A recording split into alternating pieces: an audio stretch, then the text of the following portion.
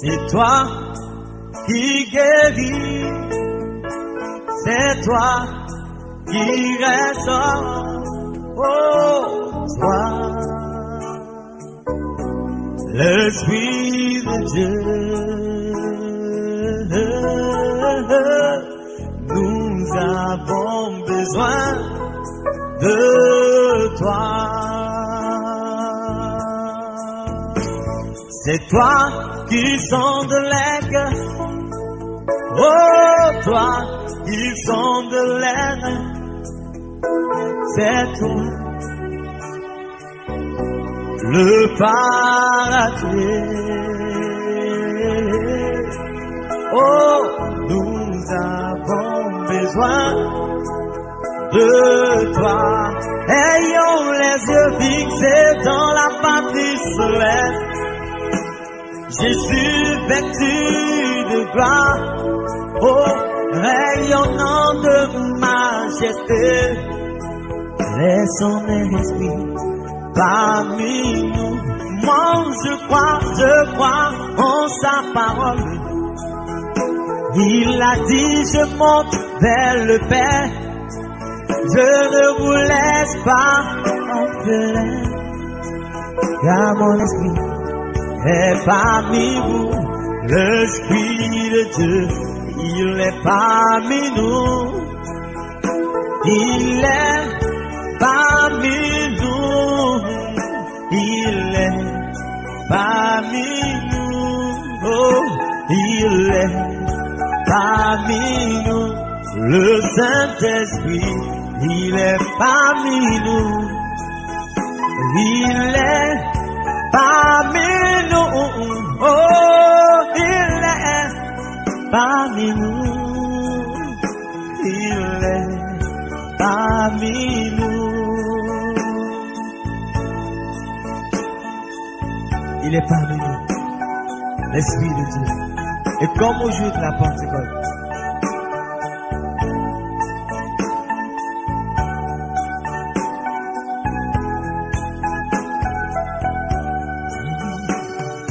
comme au jour de la Pentecôte, moi j'ai besoin de l'onction.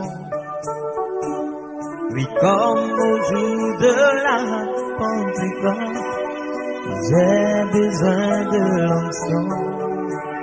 Oh, comme au jour de la Pentecôte, j'ai besoin de l'onction. Comme au jour de la Pentecôte, j'ai besoin de l'onction. Alléluia, alléluia. Alléluia, alléluia, alléluia, alléluia, alléluia, alléluia. Voici le moment que Dieu a choisi pour Tant de Père, nous sommes réunis ici par ta grâce et par ton seul appel. Nous comptons sur toi, Père de gloire. Je prie au Dieu de gloire qu'aujourd'hui, que nos cœurs saisissent véritablement ces choses-ci et que nous y marchions. Au nom du Seigneur Jésus-Christ, je recommande nos cœurs entre tes mains. Je recommande au Dieu de gloire de Père tout ton cœur, quel qu'en soit l'endroit où se trouve, Père de gloire, qui ont saisi et à qui tu as montré pour ces choses-ci, au Dieu. Je prie au Père que tu guides chacun dans son ministère, afin pour ce que tu dispatches pour ton Église. Que ton nom seul soit élevé. Au nom du Seigneur Jésus-Christ. Amen. Ouvrons dans les 16 Écritures.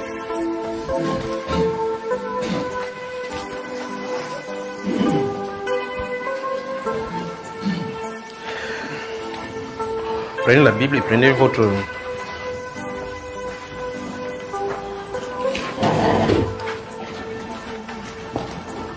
Repensez-nous.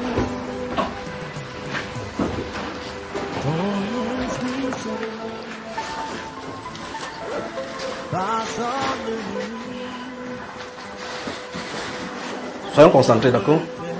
Soyez vraiment concentrés. Il y a quelqu'un qui est sorti, il est là rentré.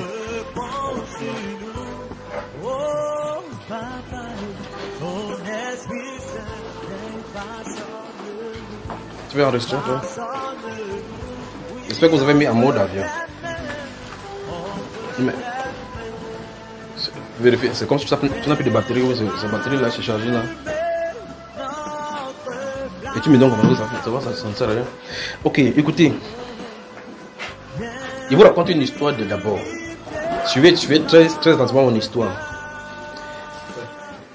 Un homme riche. Quelqu'un veut parler? Un homme riche. Ok, merci. Un homme riche a une entreprise. Et il y a un garçon qui est en train de chercher du travail. Lui, de son côté, il prie pour avoir du travail. Il prie pendant longtemps. Il n'a pas de... Il ne peut pas se procurer des choses qu'il puisse avoir. S'il avait des choses, il ne peut pas. C'est-à-dire qu'il n'a pas le minimum vital tel qu'on voit sur la première base de la pyramide d'Abraham Maslow. Pour ceux qui connaissent les gens qui nous malaxent là. Donc, ça veut dire que les premières nécessités même de la vie, il ne peut pas s'en procurer. Il voit ce monsieur-ci qui a son entreprise et qui lui dit, toi, viens travailler dans mon entreprise. Il lui donne son entreprise. C'est lui le chef, c'est lui qui doit coordonner. On va appeler cette entreprise une boutique. Et puis maintenant, après 2, 3, 4, 5 mois, cet homme-là maintenant commence à fermer la boutique. Tu entends peut-être qu'il est à Limbé. Il est à l'odeur de la cousine du grand-père, de sa petite soeur, des tantes de sa soeur, la camarade de son père, là, son ancien ami de classe. Il est allé là-bas. Chaque fois quand le monsieur vient à la boutique pour voir que la boutique est ouverte, la boutique n'est pas ouverte. Lors de la réunion de mise à jour par rapport au compte rendu de cette réunion-ci, entre le monsieur et celui qu'on a engagé pour travailler, des questions se posent. J'ai fait telle question, maintenant moi je vous pose la question. Si cet homme-ci retire la boutique entre les mains de ce monsieur-ci, est-ce qu'il aurait tort? Non. Il aurait tort? Non. Okay.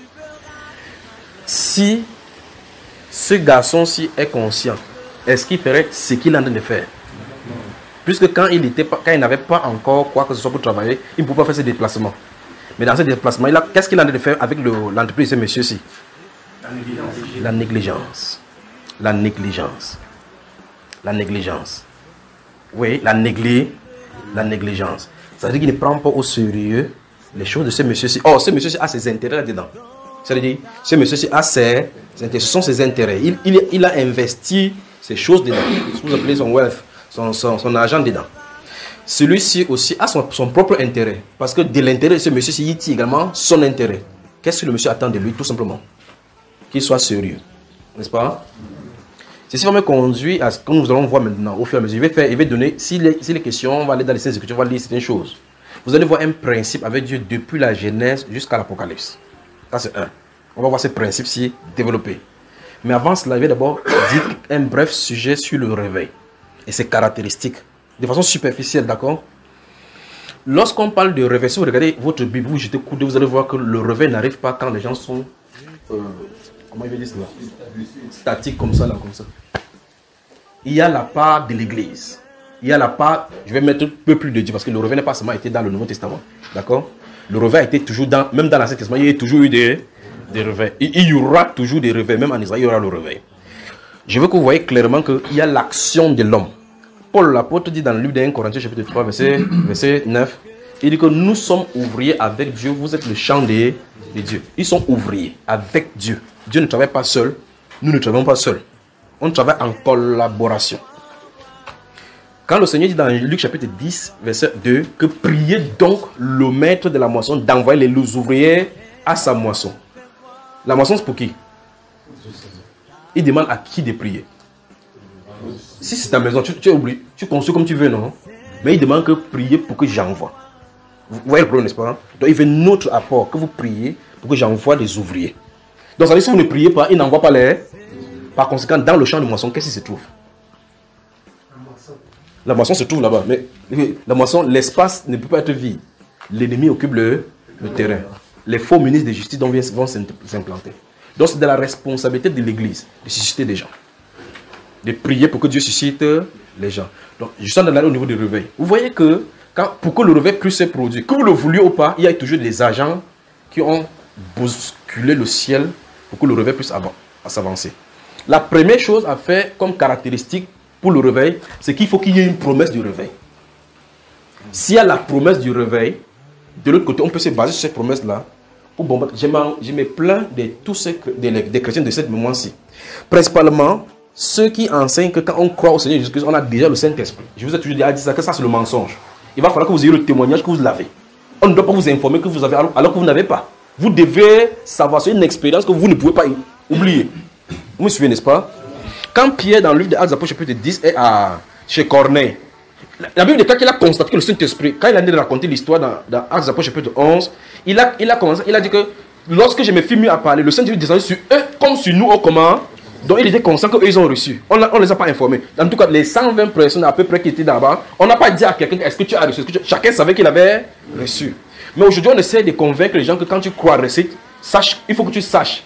Cette façon de faire de convaincre les gens que tu as reçu, que tu n'as pas reçu, c'est le pire des mensonges que l'Église a reçu aujourd'hui. C'est ça qui a amené ce coup-ci au milieu de l'Église.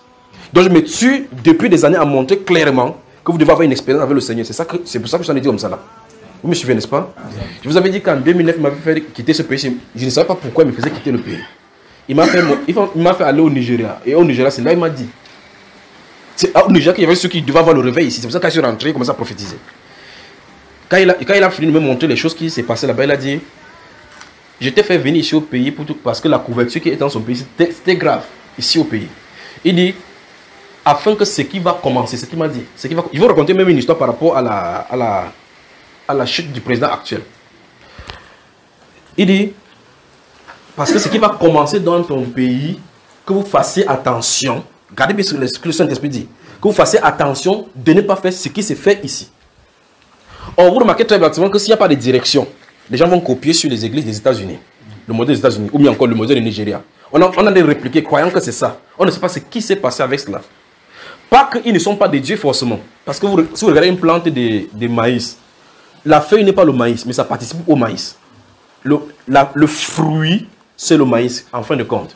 La tige n'est pas le maïs, parce qu'on ne peut pas aller cueillir des tiges pour manger. Vous comprenez, n'est-ce pas? Mais chaque chose porte la chose. Il porte la chose. C'est ce que Paul l'apôtre dit dans Philippiens 3. Il dit qu'il y a des gens qui annoncent Christ pour leur vente, d'autres pour des motifs impurs. Qui s'en soit, mais n'importe comment. Christ n'en est pas moins annoncé. Donc même s'ils font pour leur argent, on connaît quand même le nom de Jésus. Mais ils auront pour salaire, ils auront leur salaire. Ce que je suis en train de vous montrer, c'est que quoi? C'est que, en réalité, lorsque vous suivez ces choses, ce que le Seigneur dit, c'est faire attention, donc tu feras attention à ce qui se passe. C'est pour ça que j'ai eu des problèmes au début quand il enseignait ceci. Quand il enseignait, les gens ne comprenaient pas. Moi-même, je rentrais souvent, je dis, c'est moi que j'ai faux, mais je savais qui m'avait parlé. C'est pour ça que j'y ai persévéré. Les gens sont venus vers moi, ils se sont cassés, rentrés, pendant des années. Les gens ne me comprenaient pas parce qu'en réalité, maintenant, depuis un certain moment, je donne les choses, je donne en détail. Je vais doucement, Avant ce moment-là, quand il y avait les barbes partout qui poussaient ma bouche, vous ne voyez pas ma bouche. Quand j'ouvre ma bouche, vous entendez, je lâche seulement comme ça, il reste tranquille. Ça te fait mal, c'était pas mon affaire. Donc maintenant, Dieu m'a appris maintenant à dire doucement. Je dis souvent quand ça ne va pas, je lance un peu de blagues, je cajole, après il frappe encore. Donc il dit, faites attention pour que ce qui va arriver dans ton pays, que vous ne faites pas ce qu'il a laissé faire ici. Et quand j'étais rentré, j'avais dit, quand vous voyez quelqu'un rentrer du Nigeria, venu du Nigeria, c'est ça qui me faisait dire ces choses-là. Il dit, si vous dormez avec lui, il dit qu'il est en bon de guerre, surveillez-le, dormez avec un œil. C'est pour ça qu'il disait ça. Il dit, mais s'il ne parle pas de Dieu, dors avec lui avec assurance, parce que lui au moins tu peux avoir confiance. C'est-à-dire, au Nigeria, celui qui ne parle pas de Dieu ait confiance à lui, mieux que celui qui parle de Dieu. C'est pour ça qu'il disait ces choses-là. Alors, l'autre volet de ces choses, c'est que il dit, parce que tu fais partie des jeunes gens que je vais susciter dans ton pays pour amener le réveil. Et puis il dit, je vais t'envoyer des jeunes que tu formeras pour cela. Vous voici. Que vous le voulez ou pas, que vous ayez entendu sa voix ou pas, vous voilà assis. Que vous m'ayez vu pour la première fois ou pas, vous avez entendu. Or, il dit, je vais t'envoyer. Il n'a pas dit, comment tu t'appelles toi? Dieu t'a dit que Alex, va voir Junior. La voix l'a localisé. Que vous le voulez pas, la voix vous a localisé. C'est pour ça que vous voyez, il dit, je n'appelais jamais personne. Ou je ne demande jamais que personne. Vous venez d'où? Quelle est ton tribu? Je vous ai posé cette question. Il ne veut pas savoir si vous êtes. Il a seulement dit, parle. Je vais habiter dans le cœur. Je parle seulement. Je parle seulement. Ceux à qui c'est destiné, c'est destiné. Mais il y a des gens maintenant qui disent, non, il n'y a plus de réveil. Il n'y a pas dans la Bible, nulle part où on dit qu'il y aura le réveil. Je m'étonne que quelqu'un soit en train d'attendre l'enlèvement. Et qui dit qu'il n'y aura pas de réveil. Je m'étonne. En tout cas, on va aller dans la Bible tout à l'heure, d'accord? On va aller dans la Bible doucement. Attends seulement qu'on commence dans un passage. Alors, maintenant, suivez attentivement maintenant. Dans les Saintes Écritures, Jésus, dans Luc chapitre 24, nous commençons là maintenant. Dans Luc chapitre 24, si vous lisez le verset 49 et 50, le Seigneur leur dit, d'abord il y a une mission d'aller. La mission du Seigneur Jésus sur la terre, c'est la mission de confrontation et de l'achèvement de ce qu'il a fait à la croix. Quand il envoie les disciples dans le terrain de la moisson, c'est pour venir finalement, aller appeler à lui ceux pour qui il est allé à la croix. Voilà le but principal.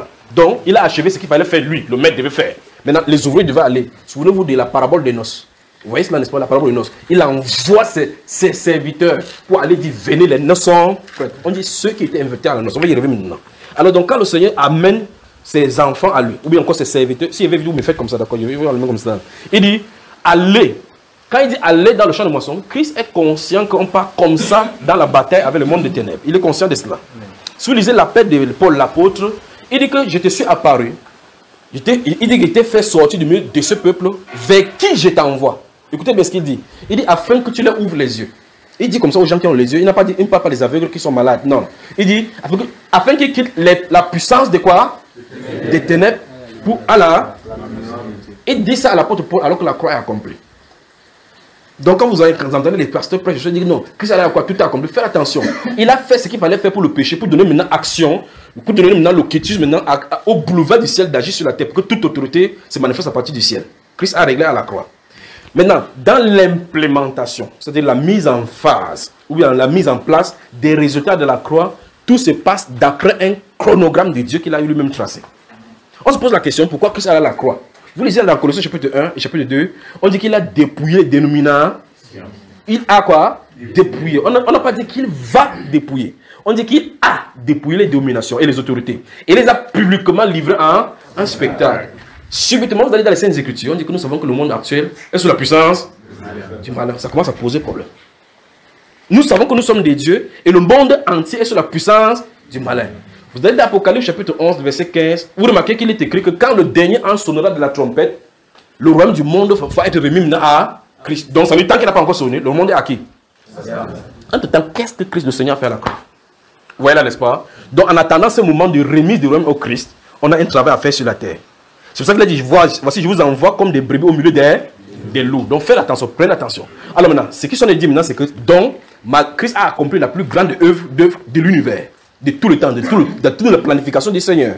Maintenant, il reste à nous d'implémenter, de faire donc, qu'est-ce qu'il appelle ça? La Bible appelle ça témoigner, amener son nom devant les rois, ainsi de suite. Se lève là maintenant. Avant d'amener ça, sache qu'on est dans le combat entre les ténèbres et la lumière. Le Seigneur Jésus dit donc, allez par tout le monde et prêchez la bonne nouvelle. Mais vous remarquez Luc, si vous mettez ensemble la fin de Luc, le début des Actes des Apôtres, la fin de Matthieu, la fin comment ça s'appelle, Marc, il faut les lire ensemble. Parce que si vous lisez Marc, il dit qu'aller par tout le monde. Vous savez comme ils ont entendu, ils ont commencé à partir. Donc dans Luc, on commence par là. Il dit, mais attendez. En anglais, c'est écrit stay. Tarry. C'est écrit tarry. Donc demeurez. Fixez-vous sur place. Donc, soyez sur place. Vous voyez ça, n'est-ce pas? Attendez, il dit jusqu'à ce que vous soyez quoi? Revêtus de la puissance d'en haut. Donc, ne bougez pas sans cette puissance-là. Vous voyez ça? Comment on doit aller confronter les ténèbres avec la chair? Comment? Voici là où l'Église a chuté depuis des années. Donc, Satan injecte des faux enseignements au milieu de l'Église pour dire, non, comme tu as dit chrétien, tu es un chrétien, oui, tu es un chrétien. Tu es chrétien, oui. Je suis chrétien, oui. Okay. Quels sont les fruits du chrétien? Ouais, problème, n'est-ce pas? C'est ça le vrai problème. Il dit, c'est moi qui vous ai choisi, c'est pas vous qui m'avez choisi. Dans Jean chapitre 15, verset 16, ce n'est pas vous qui m'avez choisi, c'est moi qui vous ai choisi, qui vous ai établi, afin que vous alliez. Il faut que tu sois établi, afin que vous alliez, que vous portiez des fruits et que votre fruit demeure, afin que tout ce que vous demandiez au Père en mon nom, il vous le donne. Donc vous remarquez, si le chrétien lui-même a des difficultés à demander et recevoir, il va leur enseigner comment que le Dieu là est fidèle. Il pourra le faire, frère. Non. Vous allez voir comment on va agir les Saintes Écritures. Je ne sais pas. J'espère bien qu'on va finir. Si on ne finit pas, vous allez avoir la suite, même dans les enseignements. Vous allez voir effectivement que dans le Saint-Esprit, parce que souvenez-vous, la Bible appelle le Saint-Esprit la promesse. C'est ça, frère? Amen. La Bible appelle la promesse. Bon, maintenant, quand le chrétien va dans la Bible, il va chercher les promesses. Qu'est-ce que lui a dit de chercher? Il cherche quoi? Bénédiction matérielle. Donc, quand quelqu'un dit qu'il y a plein de promesses dans la Bible, et la Bible appelle le Saint-Esprit la promesse. Vous voyez qu'on a un problème ici, n'est-ce pas? entre les promesses de Dieu et la promesse de Dieu, qu'est-ce que vous voulez en premier? Qui veut la promesse? Pointe quelqu'un maintenant, dit que nous voulons la promesse. Nous voulons la promesse. Dans le chapitre de Actes des Apôtres, justement, vous voyez que Pierre a dit car la promesse, il n'a pas dit les promesses sont pour vous. Il sait effectivement qu'il y a des promesses sur Israël. Mais il dit que la promesse est pour vous. Quelle promesse? Il parle du Saint-Esprit. Le Saint-Esprit qui devait venir maintenant sur les fils. Donc il dit que c'est disponible, c'est pour vous. Il dit pour vos enfants et pour tous ceux qui sont au loin, en aussi grand nombre que le Seigneur, notre Dieu, les appellera. Donc ça veut dire que s'il appelle, si Christ a appelé, juste quand tu es sûr que Christ a appelé, la promesse est pour toi. Amen. Vous voyez, c'est pour ça que nous sommes là, la promesse. Cette promesse-ci donc, c'est de génération en génération, c'est disposé pour son peuple. C'est pour son peuple. C'est pour son peuple. Et il y a une manière dont Dieu a accédé. Je vais faire un bref retour dans l'Ancien Testament pour que vous voyez. Regardez quelque chose. Si vous lisez le livre de Jérémie, vous allez remarquer que la volonté parfaite de Dieu, c'est que Israël aille en captivité. Oui ou non? Donc même si Israël fait n'importe quoi, c'est que Jérémie prêchait précisément sa part. Il devait sauf qu'aller en captivité. Pourquoi? Parce que Moïse, le premier, avait prophétisé. Si vous lisez le chapitre 32 jusqu'au 35 des chapitres de Deutéronome, vous allez voir que Moïse, le prophète, avait prophétisé que lorsque vous serez entré dans le pays là, après votre mort, c'est pour ça que Dieu a demandé d'enseigner ce cantique. Et dans le cantique, ça se trouve. Il dit qu'ils vont aller servir d'autres dieux. Ils vont finalement finir par irriter le Seigneur. Et le Seigneur ne voudra point les pardonner. Les amènera captifs au-delà du Jourdain. Et dans ce pays-là, ils vont servir les dieux que leurs pères n'ont pas connus. Vous voyez ça? Moïse a dit ça, ils étaient encore dans le désert. Donc il y a une prophétie de leur départ d'Israël. De leur départ en captivité. Il montre, vous voyez comment les Jéroboam viennent, Akaz, tous les autres là, Manassé, tous les autres, ils viennent faire l'idolâtrie pour que la parole de Moïse s'accomplisse. Vous avez moi? Après maintenant, Jérémie vient maintenant pour leur dire, faites ceci, faites ceci, faites ceci, faites ceci. Dieu dit à Jérémie, ôte ce peuple devant ma face et n'intercède pas pour eux, parce que je vais les détruire. Il dit que même si c'est Samuel ou Moïse qui se tient ici, je ne serai pas favorable à ce peuple. Vous voyez à quel niveau Dieu avait prophétisé qu'il devait avoir des problèmes. Mais là n'est pas le problème. Donc vous voyez que le peuple a péché. Le peuple a péché. Donc là n'est pas le problème du péché. Le problème c'est qu'au-delà de cela, Jérémie donne la voie de sortie. Il dit qu'après 70 années, j'irai les prendre à Babylone. Dieu a dit, ils vont partir, il va les faire venir. Lorsqu'il fait venir, dans le chapitre 36 d'Ézéchiel, si vous lisez les versets 24-27, il dit que je dirai à la nation du septentrion, viens. Je vais appeler mon peuple. Et il vient. Ils viendront. Quand il va venir, il a promis là-bas qu'il va les débarrasser. C'est la première fois de façon explicite qu'il parle de la nouvelle naissance. Il dit qu'il va les nettoyer des idoles, nettoyer de les souiller, enlever le cœur des pieds. Donc ce qui crée le problème, c'est le cœur. Il dit donc que le cœur, c'est pour ça qu'ils ne sont pas consistants dans la volonté de Dieu. Dieu donc dit, il s'est dit que c'est lui qui va enlever le cœur de pierre et mettre le cœur de chair. Non seulement mettre le cœur de chair. C'est pour ça que ces problèmes, si ce n'est pas fait avec Dieu, tout ce que vous faites, c'est zéro. Il dit qu'après avoir mis ce cœur de chair, il mettra son esprit à l'intérieur. Donc ça veut dire qu'il est conscient qu'Israël fonctionnait sans l'esprit de Dieu. Donc si tu fonctionnes sans l'esprit de Dieu, tu vas te trouver face à face avec le roc et il sera une occasion de chute. Je suis bien avec ça, frère. Dans Deutéronome chapitre 29, si vous lisez le verset 4 du chapitre 29, vous remarquez là-bas que Moïse, nous sommes au chapitre 29, Moïse va bientôt quitter la scène. Il dit jusqu'à ce jour, l'Éternel ne vous a pas donné les yeux pour voir, ni un cœur pour comprendre. Quand j'ai lu ça, j'ai été scandalisé. J'ai déposé la Bible, je me suis éloigné. Pourtant, c'est la personne qui donne le commandement. Il donne le commandement. Et puis il dit même, nous sommes au chapitre 29 là. Au chapitre 28, il dit que maudit faut quiconque, après avoir entendu les paroles de cette loi-ci, dit que s'il va faire quelque chose, maintenant l'Éternel sera favorable. Pas vrai, frère? Et le peuple de Dieu dit quoi? Amen. Amen. Après, à la fin, il dit que j'avais même oublié de vous dire qu'il ne vous a pas donné le cœur pour comprendre. Hein, frère? Un cœur pour comprendre. Donc Dieu dit que c'est quand vous allez aller dans le pays de Juda, enfin, de Babylone, c'est là-bas que je vais aller vous chercher à l'extrémité du septentrion. Je vous ferai venir dans le pays. C'est là que le processus va commencer. Il va vous nettoyer à l'intérieur, changer le cœur de pierre, parce qu'il savait que le jour que je vous ai choisi, vous êtes un peuple au cœur courroide. Donc il connaît que c'est un peuple contredisant, rebelle. Mais il le laisse seulement comme ça, il dit que ce qu'il demande là est bon. Mais il y a une chirurgie à amener. Puis il dit qu'à ce moment-là, quand il va le mettre sa parole, cette loi-là sera dans leur cœur, ils n'auront plus besoin que quelqu'un leur enseigne. Il parle de la nouvelle naissance. Pour que la nouvelle naissance se passe, il faut qu'il y ait une circoncision du cœur. Donc maintenant, vous voyez clairement qu'en réalité, si on comprend cela, ces principes-là, la majorité des gens qui se disent chrétiens ne sont pas nés de nouveau. Vous saisissez, n'est-ce pas, frère? Donc nous avons des problèmes. Nous avons des problèmes. Maintenant, sur cette promesse donc de la venue, parce que Dieu a dit qu'ils vont aller en captivité, ils sont allés en captivité sur Jérémie. N'est-ce pas? Mais Jérémie, le prophète, a dit que Dieu, après 70 ans, va faire quoi? Va le faire revenir. Dans ces moments 70 ans maintenant, quelqu'un est suscité là-bas qu'on appelle Daniel. Il commence quoi? Donc Dieu ne peut pas faire le réveil sans l'être humain. Parce que vous devez être conscient. Vous devez être conscient de ce qu'il est en train de faire. L'intercession vient maintenant par le livre des prophètes, par Jérémie le prophète. Il commence maintenant à rappeler à Dieu ses promesses.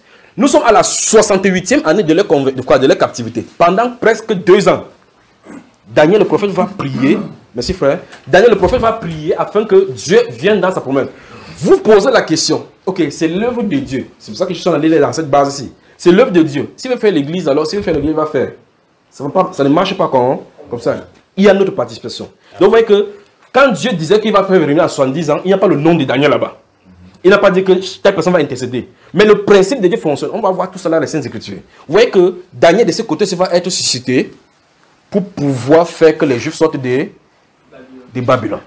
Mais le peuple qui va sortir, parce que Babylone est grande, ceux qui seront de l'autre côté, est-ce qu'ils vont savoir que c'est nous qui avons savoir que Daniel a prié? Parce que c'est mis par écrit. S'ils ne lisent pas, ils ne peuvent pas savoir qu'il a prié. Donc, ne pensez pas que le réveil va seulement venir parce que nous ne savons pas qui sont les enfants de Dieu enfouis partout. Nous ne sommes pas les seuls. Il se pourrait que ça commence même dans d'autres personnes qu'on ne connaît même pas. Si vous entendez que ça a commencé quelque part, mes frères, débarquez là-bas. Amen. Débarquez là-bas. Parce que c'est de l'église de Dieu dont il est question. Le Saint-Esprit n'a pas de couleur. Il n'est pas ethnique. Comment vous appelez cela? Ethno-fasciste ou bien de tous les trucs. Voilà, il n'est pas tribaliste. Comme quelqu'un dit que non, le Saint-Esprit de Bamileke, de boulot. Si ça vient, vous allez voir que vous allez. Même si tu me détester, vous allez les embrasser comme ça. Donc laissez ce que Dieu va faire là pour nous distraire. Focalisons-nous sur cette action-ci. Donc quand Daniel a commencé à prier, je suis en train de vous montrer que le peuple qui est sorti en captivité, beaucoup ne peuvent ne pas savoir que c'est l'œuvre de cet homme, ce qu'il a fait ici. En tout cas, on s'en fout de ce qu'il a à faire. Il dit pour eux. Parce que pour eux, ce que le roi, c'est qu'il soit sorti. Ce serait bien pour nos frères que tous les enfants de Dieu dans tous les 4 coins de ce pays, souvenez-vous, le réveil, ce n'est pas seulement pour le pays, mais je parle spécifiquement pour nous. Que vous entendez que les chrétiens, par exemple, en Konsamba, ou bien à Bouddha, ou bien du côté du sud, ou à Saint-Mélément, ont commencé à glorifier Dieu, les sorciers se répandent. C'est bien pour toute l'église. Amen. Vous comprenez ça, n'est-ce pas? Donc, il ne faut pas comprendre que le Saint-Esprit va seulement descendre au milieu de nous. Non. Il ne m'a pas dit que lorsque tu vas aller dans ton groupe, le réveil va venir. Il a dit que c'est pour ce que je ne peux pas suivre le pays. Je pense qu'on se comprend, qu'on soit clair. Voilà. Il ne m'a pas dit les gens qu'il a de préparer. Il ne m'a pas dit que tu es seul. Il m'a dit tu fais partie. Le reste, je ne connais pas qui sont. S'il veut me révéler qui est parmi, qui n'est pas parmi, je ne sais pas. Il dit tu fais partie des gens que je vais susciter dans cette nation pour élever ma gloire et pour que mon nom soit là-bas. Toi, prêche la parole, je veux habiter dans les cœurs. C'est ce qu'il m'a dit. Donc c'est le rôle qu'il fait. Pour ceux qu'il a cité de part et d'autre, vous allez les voir, ils vont sortir. Que vous le voulez pas, ils vont sortir. Nous sommes dans un même corps. Donc ces choses sont nécessaires pour que les conflits ne naissent pas plus tard et que l'esprit ne s'irrite. Vous comprenez? Donc s'il arrive que le Saint-Esprit commence à manifester, il y a des choses, parce qu'il se pourrait que, même avec le Saint-Esprit, vous soyez en avant sur quelqu'un par rapport au docteur, vous soyez derrière. Si vous ne comprenez pas, fermez vos bouches. Vous dites que le Seigneur vous révèle. Si ne vous révèle pas, restez tranquille, vous n'êtes pas obligé de tout comprendre. Voilà. Vous pensez que tous les gens qui sont morts dans la Bible, ils ont compris tout? Voilà. Même Daniel lui-même est mort sans comprendre ce que lui-même a écrit. Pas vrai, frère? Voilà. Alors si Daniel va intercéder, finalement le peuple va être libre.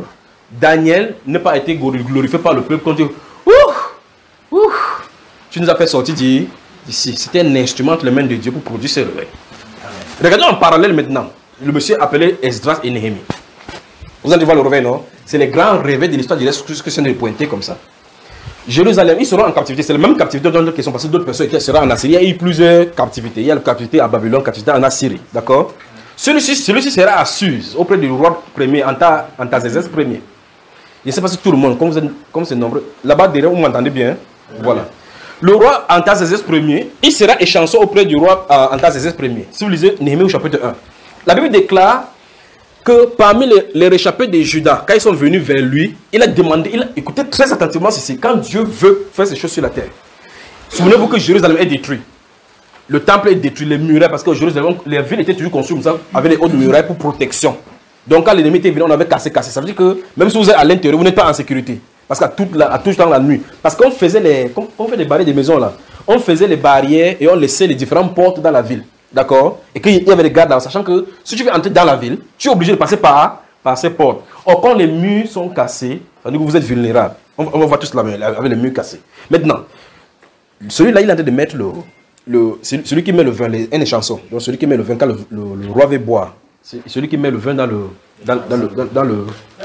la coupe du roi. D'accord? Maintenant, il entend ses frères qui viennent de l'extérieur, parce que lui, il est en captivité. Ses frères qui sont de Juda, ils viennent vers lui. Il dit, comment vont le reste? On lui a de raconter le triste scénario qui se passe à Jérusalem. Cette histoire de Néhémie devrait vraiment nous enseigner. Lorsque nous voyons que l'église est méprisée, on entend que les pasteurs sont méprisés, insultés, et dans tout le monde entier, ça devrait nous pousser exactement à l'état de cœur de Néhémie. Vous me suivez, n'est-ce pas? Parce que l'église ne devrait pas être insultée ainsi. Vous comprenez, n'est-ce pas? Vous imaginez dans l'Actes des Apôtres chapitre 13, le proconsul avec Bar Jésus, qui surprend le proconsul chaque fois. Mais quand Paul l'apôtre est là, quand il a des bavardés, le gars dit qu'il ne l'entend pas, ce qu'il fait là sur les chemins, il n'y a rien, ce n'est que des bavardages. Paul dit, c'est il dit, ok, ainsi dit, tu ne verras plus la lumière. Quand il a fait ça, le gars commence à faire ça, le ténèbre est tombé. Vous avez vu ce qui se passe avec le proconsul, non? Oh, le proconsul, c'est le plus grand. Si vous pouvez prendre ici pour la vie ici, il est avec le gouverneur. Donc, si un sorcier avec le gouverneur, il gagne le cœur du gouverneur. Et qui dit que les gars que vous voyez les sorciers, je t'ai dit que quelque chose c'est faux, monsieur le gouverneur, il dit non. J'ai confiance en toi. Il dit que les gars, si tu les laisses, ils vont faire t'enlever le gouverneur. C'est moi qui te dis ça. Les gars que tu appelles les chrétiens, là. Tu as vu comment ils font le bruit, non? Oui. On va dire que trouve à l'ordre public. C'est que ton poste, tu veux rester là-bas? Oui. Chasse-les. Le gouverneur sort le décret. J'espère que vous comprenez bien. Amen. Donc maintenant, si le gouverneur est plutôt chrétien, qu'est-ce qu'il en est, frère? Quand même le hiérarchie va dire quelque chose, il va manager. Manager va dire que mes frères, ne faites pas trop de bruit ici. Les gars, on va me mettre dans les... Quand vous primez, ça vous attrape. Avec la sagesse, il va nous faire... Mais s'il arrive que c'est un gouverneur antichrist qui est là-bas, il va en profiter pour n'importe quoi, pour sortir des lois contre nous. C'est ce qu'on est dit. Remarquez bien la confrontation entre Bar Jésus et Paul l'apôtre devant le gouverneur. Je suis indépendant pour construire autant à un autre temps pour qu'on puisse saisir cela. Ça veut dire que avec ça maintenant, on dit quand les apôtres agissaient, la crainte s'empara des peuples. Ça veut dire qu'avant d'apparaître, quelqu'un m'a dit que tu connais pas Jésus qui est ici, non? Oui. Bah, va parler sur le nom du gars là, tu vas voir. Parle sur son. Vous faites voilà pour l'apôtre. Là voici, tu dis que quoi qu'il est cool, non? Parle alors. Paul le regarde comme ça, dit non, il n'avait rien dit. Alléluia. Il faut que les chrétiens inspirent la crainte. Amen. Pas parce qu'ils sont forts, mais parce que le Dieu est en leur milieu. Amen. La Bible déclare que quand Israël sortait du pays, quand il partait d'un peu de l'autre, c'est Dieu qui dit, Dieu dit, je vais répandre la terreur d'Israël dans tout le peuple qui va t'entendre. Moïse dit que moi, on arrive vers la Bible déclare chacun que on est mort ici sur la terre, on est mort sur la terre. Pourtant, les gars marchent avec le bâton. Tu vois quelqu'un de fait dans le pas. Qui vient? Israël. Ils ont l'âge de l'alliance. Regardez, même quand Israël était en désinvolture devant le Seigneur, sous Élie le prophète, dans le temps du prophète Samuel, ils ont porté l'âge de l'alliance, aller en guerre. Même l'ennemi qui savait qu'il devait le battre, quand ils ont vu l'âge de l'alliance, on dit que vous ne pouvez plus rien. Parce que leur Dieu marche devant eux. Mais comme ils avaient commis le péché, l'iniquité, et que le prophète avait dit que je vais faire en votre jour un truc que si on vous disait seulement, on ne peut pas croire. Quand ils sont allés, on tuait un Israélien, tiens, ils ne sont pas morts. Il dit, hey, donc on tue Israélien et il meurt. Yeah. Ils ont tué jusqu'à renverser même l'âge de l'alliance, amené là-bas. Vous me suivez, n'est-ce pas? Ça fait qu'ils ont compris que le mur de la protection était enlevé. Pourquoi ils avaient peur d'Israël? Parce que Dieu était avec eux. Point quelqu'un dit, il faut que Dieu vienne au milieu de nous. Et tu as intérêt. Parce que tu t'identifies comme chrétien. Tu as intérêt à jouer ton rôle. Afin que Dieu descende au milieu de l'église. Vous comprenez maintenant les enjeux, n'est-ce pas, frère? Vous comprenez bien les enjeux. Alors, c'est pour ça que le Seigneur donc a dit aux disciples, restez à Jérusalem jusqu'à ce que vous soyez revêtus. Ça veut dire que quand il a dit jusqu'à, il n'a pas donné une limite. Jésus n'a jamais dit que dans 10 jours. Il n'a pas dit ça, pas vrai, frère? Il n'a pas dit dans 10 jours. C'est nous qui comptons et que nous voyons qu'en réalité, c'est descendu à la Pentecôte, donc 10 jours après le 40e jour qu'il est monté. N'est-ce pas? Donc, c'est Dieu qui se décide du moment où il va donner. Pas vrai, frère? Alors, quand il a dit, demeurez ici à Jérusalem jusqu'à ce que vous soyez revêtus de la puissance du Saint-Esprit, alors vous serez mes quoi? Mes témoins. Dans le chapitre 1 de Luc, enfin des Actes des Apôtres, il dit que lorsque les disciples étaient réunis, lui on demande, il y a quelqu'un qui ici, je crois que c'est atteint. Quand vous voulez enregistrer, enlevez ça sur l'appel. Donc on appelle là et puis ça bloque. Lorsque les disciples étaient réunis, si vous lisez le chapitre 1 des Actes des Apôtres, verset 5, la Bible déclare que les disciples réunis lui demandaient, est-ce en ce moment, vous voyez le problème, non? Est-ce en ce moment que tu as rétabli le royaume d'Israël? Ils voyaient que Jésus était le Messie. Il était entré à Jérusalem comme étant le roi des Juifs. Le voici qui est mort, ressuscité, l'un des partis, sans jamais ébranler même personne quoi, parmi les rois. Les gars sont étonnés. N'est-ce pas la période que tu es venu? Tu es entré. Zacharie dit au verset 9 du chapitre 9, réjouis-toi, fille de Sion, car ton roi vient à toi. C'est pas ça? Amen. Il est entré exactement en accomplant cette prophétie. Il est allé à Jérusalem. On s'attend à ce qu'il parle maintenant. Où est héros ici? Sors de là! C'est moi qui dois être là-bas. Il descend comme ça. Il parle que au temple. Tu fais quoi avec le pigeon ici? Ce pigeon fait quoi dans mon temple? Il finit par chez en Béthanie. Le roi habite à Béthanie, frère. Vous saisissez ça? Le Seigneur leur a dit que ce n'est pas votre problème. Laisse mon problème du roi royaume. Pour vous, vous recevrez une puissance après que le... Pas que le Saint-Esprit, c'est la puissance. Quand le Saint-Esprit vient, il octroie la puissance. Il octroie l'autorité. Vous recevrez une puissance après que le Saint-Esprit vient sur vous. Gardez bien à l'esprit que le témoignage de Jésus-Christ doit toujours venir après le baptême dans le Saint-Esprit. Et vous recevez une puissance. Lorsque le Saint-Esprit viendra sur vous, et alors, vous voyez cela? Les gens courent maintenant. Wow! Maintenant que tu as cru, parce qu'on a fait comme ça avec le piano. Maintenant, comme tu as cru maintenant, viens dimanche. Ton Jérusalem, c'est ton foyer. Va là-bas, va dire. Amène ta femme, amène tes enfants, dis à ta famille, amène-les. C'est pas comme ça qu'on vit à Jérusalem. C'est pas comme ça. D'accord? Il dit, vous serez... Les gens gagneraient, même dans leur famille, à rester dans la présence de Dieu, à être baptisés dans le Saint-Esprit.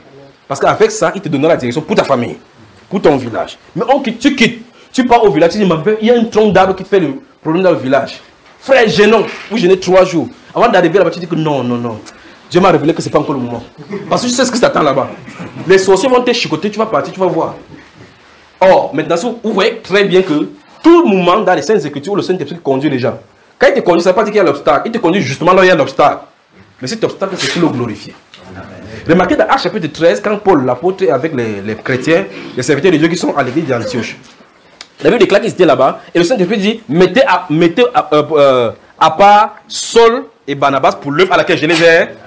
Quand ils vont finir de prier, ils vont lui imposer les mains pour dire leur commandant de le Seigneur, ok, continuez là où il vous envoie. La Bible déclare que Saul descend, envoie. Regardez bien comment on dit. Verset 4 du chapitre 13. Paul et Barnabas, envoyés par le Saint-Esprit. Frère, quelle commission? Envoyé par le Saint-Esprit. Pas une communauté. Pas que je te dis que va prêcher à tel endroit. Parce que si je dis on va prêcher à tel endroit, comme les gens font, je dis que toi sors, vous allez dans tel truc. On cherche les membres là-bas pour venir donner l'argent. On dit envoyé par le Saint-Esprit. Donc ils marchent dans l'œuvre du Saint. Pas c'est qu'ils arrivent à effet. Ils veulent entrer au Saint-Esprit. Ils disent pas là-bas. Pas ici. Pas ici. La nuit vient donner le songe qu'un macédonien. Donc c'est là où je suis en train de t'amener. Voilà la direction du Saint-Esprit. Tous ceux qui sont conduits par le Saint-Esprit sont fils de Dieu. Amen. Alors donc, si Paul et comment il s'appelle Barnabas n'ont pas le Saint-Esprit au monde, comment ils vont faire le programme pour tomber sur Lydie? En tout cas, vous pouvez savoir où. Voilà la prison de New Bell. Vous pouvez aller là-bas prêcher au régisseur. Vous pouvez aller prêcher au régisseur. Il va dire avançons dans la cour un peu. Donc je vais entendre bien ça dans la cour. Tu vas dire que non, monsieur le régisseur, si on parle là-bas, ça dérange. Prêchons ici. Parce que tu sais très bien ce qu'il va te faire là-bas. Il te laisse dans la cour là-bas et il rentre. Mais quand c'est le Saint-Esprit qui l'envoie, il y a une façon d'envoyer qui n'est pas diplomatique, qui n'est pas normale. Qu'est-ce qu'il fasse? C'est pour ça que je vous ai parlé des réveils du réveil la dernière fois. Il te fait guérir quelqu'un. Tu fais un bon bien, ce qui est bien. Paul est allé en prison, là, il avait fait du mal, frère. Tu guéris seulement quelqu'un. Et ce quelqu'un-là, c'est une femme qui délivre les gens, qui donne le message aux gens. Peut-être la mise à donner le message au régisseur. Peut-être le fils du régisseur avait même l'épilepsie, il a guéri.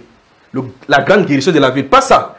Elle a les maîtres sur elle qui procurent l'argent. Donc quand ils font ça, ils ont les autorités avec eux. Ces gens ont les autorités avec eux. Ils financent.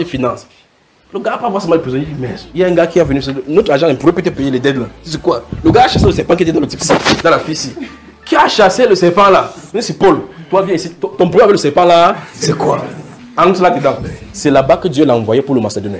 Mais il ne va pas dire que tu vas faire comme ça, tu vas faire comme ça, tu vas en prison. C'est quand va faire comme ça, la Paul va dire qu'envoie quelqu'un d'autre. Parce que si tu te réveilles, ce qui t'attend, il ne te dit pas. Vous suivez, frère?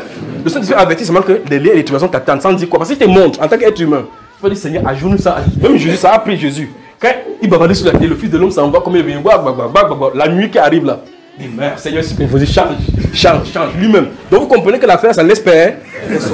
Alors quand c'est comme ça, qu'est-ce que Dieu fait? Il te ferme le tableau. Il t'avertit seulement. Il t'avertit. Je vais vous dire quelque chose. Si vous me suivez très attentivement, l'année dernière, à la fin de l'année, Je vous ai dit, il y a quelque chose qui est en train d'arriver. Dieu m'a averti que quelque chose est en train d'arriver. Mais c'est que c'est pour ma famille, c'est orienté contre moi. Vous vous souvenez de cela? Et j'ai dit, je suis en train de conduire. Et puis, il me fait que me presser. Il me dit quelque chose. Et puis, on est arrivé quelque part, comme il y avait la route à Niala qui était gâtée. Je vois un camion venir devant moi. Je crois que c'est le camion. Parce que le camion, c'est, vous savez, il s'entre dans le trou, il y a le conteneur derrière. Ça fait comme ça. J'étais dans la voiture. Au point où le monsieur qui était à ma droite est sorti dans sa voiture. Il a fui, il a laissé sa femme dans la voiture. Je suis resté là, il était en train de prier sur moi. J'ai vu ma femme, j'ai vu mes enfants. Parce que Saint-Esprit, ça fait au moins depuis 3 mois, il me dit que quelque chose arrive. Mais je ne sais pas quoi. Je reste tranquille, il dit, ok, si c'est le moment. J'ai commencé à prier pour ma femme, prier pour mes enfants. Il ne bouge pas d'ici. Que le camion là tombe. J'avance vers le camion fait. Le conteneur fait ça, la roue se soulève. Comme ça. Vous riez maintenant, si vous tirez là-bas, vous devez pisser. Vous bavardez maintenant, vous bavardez seulement. C'est comme j'ai un ami militaire là aussi, il est pasteur. Un jour, on montait à PK8 là-bas comme ça. Là. Quand vous sortez de Lokbaba pour aller à PK8, pour aborder la colline de PK8, donc la route monte à PK8, ça descend à Carrefour Cité. Vous connaissez la montée là. Donc quand vous sortez de voilà, on appelle quoi hein? Hello frère. Après derrière de toi de Baba. Voilà. Vous êtes vraiment les cartographes. Alors, je suis en train de monter avec la voiture comme ça, je suis avec lui dans la voiture, on est en train de parler de Dieu, on parle de Dieu, il me parle comment ça se passe dans son ministère. Et puis subitement, une voiture monte depuis le bas. Donc ça tourne comme ça, il y a un camion, ça tourne comme ça pour venir vers moi. Et comme c'est un camion qui a le conteneur derrière, vous savez, je ne sais pas comment les gens peuvent vouloir tuer les gens comme ça au pays. Il met des conteneurs. Il a fait ce voyage comme ça. Le conteneur comme ça, waouh. J'ai vu mon ami militaire, il a en tenue militaire. Il a ouvert la porte pour plonger dehors. Je l'ai attrapé comme ça, papa tu vas où? Il dit que non. J'ai dit que les anges sont là, n'aie pas peur. Il dit que non, c'est dans la Bible qu'on voit les anges.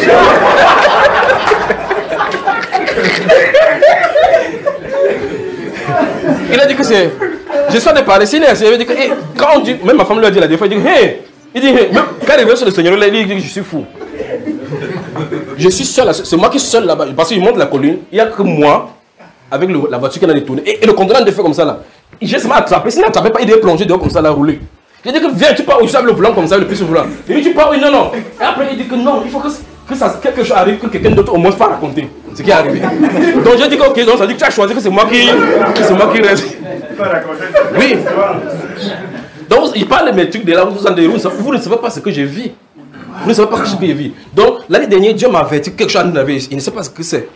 C'est pour cela qu'il peut parler de ses réveils avec assurance. Alors, quand le Saint-Esprit veut faire quelque chose, quand c'est quelque chose de mauvais, je sais. Comme vous attendez Paul là pour dire des liens, il me dit que les liens de trahison m'attendent. Quelque chose t'attend. Tu sais, la façon dont tu parles est différente. Comme par exemple, si j'entre dans votre milieu, je reste ici. S'il y a quelqu'un qui a un problème, il y a une façon qu'il parle, que quelqu'un a un problème. Il me fait chercher cette personne, je sais, localise qui est la personne. Mais là, n'était pas le cas. Je savais que quelque chose n'allait pas. J'ai vérifié auprès de ma femme. J'ai vérifié. Ce n'est pas là-bas. Auprès de mes enfants, j'ai vérifié. Ça, je ne peux pas le dire à quelqu'un. C'est ce que j'ai vu. J'ai vérifié. Je lui ai dit, qu'est-ce qui se passe? Qu'est-ce qui se passe? J'ai gardé cela en moi, dans la prière, dans le jeu, jusqu'à ce qu'un jour, je me réveille. Même la deuxième phrase, je vous ai dit ça quelque part dans l'enseignement. Il dit, je suis allé quelque part, et puis le Seigneur m'a dit que il m'a dit, lève-toi, je me suis levé. Il a dit, je voulais écrire cette chose. Il a dit, n'écris pas. Il dit, c'est ce qui va t'arriver. En tout cas, cette chose, je vais seulement dire au conducteur, pour qu'il fasse attention à ces choses-ci. Parce que des tentations vont venir. Des tentations vont venir pour les conducteurs. D'accord, frère? C'est seulement aux conducteurs qui peuvent prendre ces choses-ci et garder pour éducation. Mais Dieu a dit que je vais te préserver, tu n'iras pas jusqu'au bout. Vous me suivez ça? Dieu m'a gardé.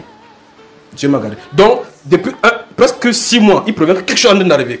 Mais il ne dit pas, je suis en train de prendre le cas de Paul pour vous dire que tu sais seulement que quelque chose ne va pas. Du champ, il dit, Seigneur, est-ce mon départ? Si c'est mon départ, tu me dis, il dit au revoir d'une certaine façon. Je suivais, c'est pas ça. Est-ce que c'est telle chose? Il se passe jusqu'à ce qu'il dit, voici qui vient d'arriver. Et il dit maintenant qu'après que cette tentation se passe, le réveil sera après. Vous voyez ça, n'est-ce pas? Il dit, qu'est-ce qui se passe?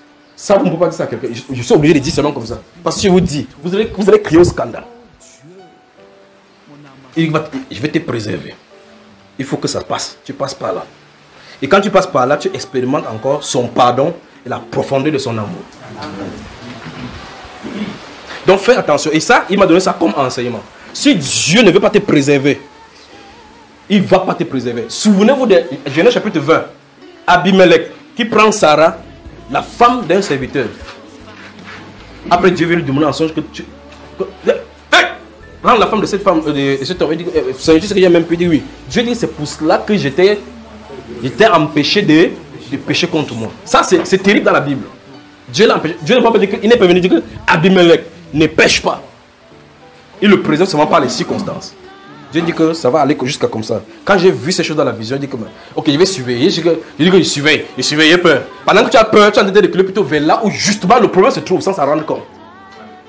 C'est terrible. En tout cas, c'est conducteur qui avait dit ceci. Alors, je reviens dans l'enseignement. Donc, ça veut dire que vous voyez que si le Saint-Esprit est là, on n'insultera pas les chrétiens n'importe comment. Avant d'ouvrir sa soupape pour parler, la Bible déclare même dans les apôtres que les gens du peuple, le reste du peuple, et la crainte du Seigneur, c'est comme ça que ça t'emparait devant tout le monde. Pas vrai? Le nom était glorifié. Qui veut donc que le nom du Seigneur Jésus soit glorifié pour notre pays? Qui veut que le nom du Seigneur soit glorifié pour notre pays? Alors donc, je suis là pour vous dire, nous sommes à l'aube de cette grande manifestation. Amen. Souvent, je vous disais que ça boue là-bas, n'est-ce pas? Je peux plutôt dire que les gouttelettes commencent à tomber. Vous savez quand la pluie va tomber, vous entendez quelques gouttelettes sur vous. C'est l'étape où ça se trouve. Donc ça va descendre. Mais je vous ai dit, suivez l'ouest du pays. C'est pas là-bas. J'ai vu le vent faire là-bas. C'est pas là-bas. Et donc, nous avons des intérêts à travailler. Vous savez, mon frère, amen. Je vais donc parler du sujet. La volonté de Dieu face à nos ambitions.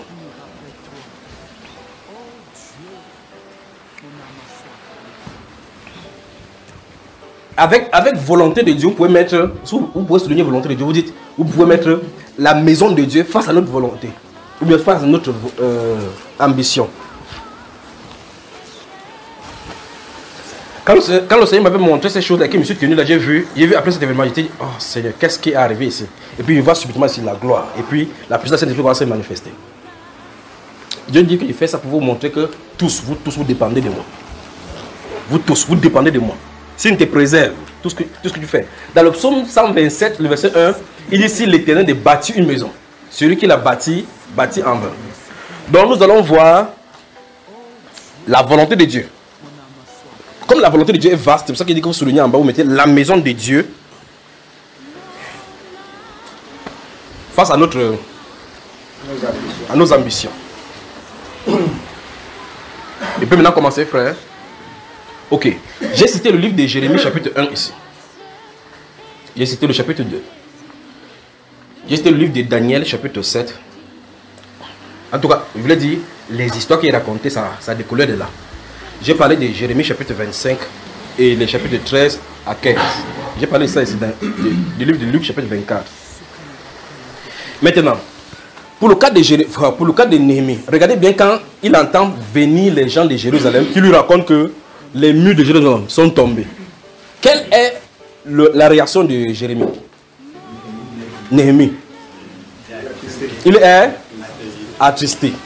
Et le lendemain, quand il a été servi maintenant au roi, il sait au roi. La chose qui se passait dans son cœur avait rendu son visage attristé. Au point où le roi lui avait constaté que non, quelque chose ne va pas avec Néhémie. C'est pas comme ça qu'il est souvent. Quand vous regardez l'état de Jérémie, comment il peut toujours Jérémie? Je crois qu'on va y revenir parce que c'est le prophète qui prend, on n'entend pas là-bas. Quand vous regardez l'état de Néhémie, et ce que le roi dit de lui, vous pensez que pourquoi l'impact de cet événement, ou bien encore des news, ou bien encore des renseignements qu'il a eu vis-à-vis par rapport à ce qui se passe à Jérusalem, pourquoi ça a eu l'effet sur lui? Parce qu'il servait bien le roi. Donc s'il ne servait pas bien le roi, pourquoi? Vous pensez que pourquoi ça a eu d'impact?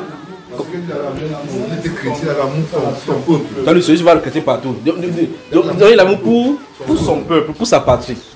Tout juif est attaché à sa patrie. Même s'il fait n'importe comment, il sait qu'il est le Dieu d'Abraham, le Dieu d'Isaac, le Dieu de Jacob, c'est son Dieu. Cet homme-ci aimait tellement son pays. Lorsque le roi a dit que Néhémie, qu'est-ce qu'il y a? Qu'est-ce qui ne va pas? Tu n'es pas pourtant malade. Demande pour n'importe quoi. Il a fait une prière instantanément avec le roi. Cette prière a déclenché le réveil qui a permis de bâtir la muraille de Jérusalem au point où le roi a sorti le décret à cause de ce qu'il portait sur son cœur. Vous voyez que Dieu avait dit que Jérusalem sera rebâti. Il avait dit Jérusalem sera rebâti. J'aurai ma demeure à Jérusalem. Il n'a pas dit comment il doit le faire. Mais quelqu'un a porté ce projet à cœur. Et il a intercédé. Et tout est allé. De tel enseigne que, lorsqu'il est dans le pays, il a fait d'abord la visitation la nuit sans dire à personne pourquoi il était là. Vous voyez le problème? Sans dire à personne pourquoi il était... Il a pris quelques hommes. Je suis sûr que vous voyez le contexte et ce que nous sommes de vivre. Il a pris quelques hommes pour les communiquer le pourquoi il est là. Le projet. Dieu lui a révélé que Jérusalem, c'est le moment d'être bâti. Et quand il dit c'est le moment d'être bâti, vous voyez que les circonstances commencent à concourir pour ces bâtiments. Parce que si le roi dit non, ça montre clairement que ce n'est pas la période. On ne peut pas sortir. Vous sortez, c'est de la rébellion. C'est pour ça que ceux qui étaient dans le pays, Sambala et Tobija et tous les autres là, ils ont allé par même la prophétesse Noadia. Jusqu'à ce qu'on lui dise que prophétise contre lui. Quand tu vas prophétiser, on va te donner l'argent. Donc vous comprenez que le problème de prospérité, ça va commencer aujourd'hui. Noadia a prophétisé, et ainsi par l'Éternel, ça n'a pas réussi. Néhémie a regardé la prophétesse. Et du coup, m'amusait. Hein. C'est un homme comme moi qui va fuir devant les épreuves comme ça. Que si un homme comme moi fuit devant les épreuves, c'est que qui va tenir devant les épreuves. C'est Néhémie qui dit cela. Il vient depuis chez le roi des Suz, en tas des esprits. Il vient au pays. Il a les ennemis en plein dans son peuple. Alors qu'il a voulu rebâtir le mur de Jérusalem, qui va les protéger aussi. Donc attendez-vous à ce que le réveil ait des interrogations même au milieu des chrétiens. Vous avez mon frère? Ne croyez pas que c'est comme vous en avez parlé, c'est que non, le Seigneur Jésus-Christ, ça s'appelle le Saint-Esprit. Un chrétien va dire que même Jésus a dit qu'au fin du temps, les faux prophètes vont venir. Il a toujours la raison. Jésus a dit ça, il n'a pas dit.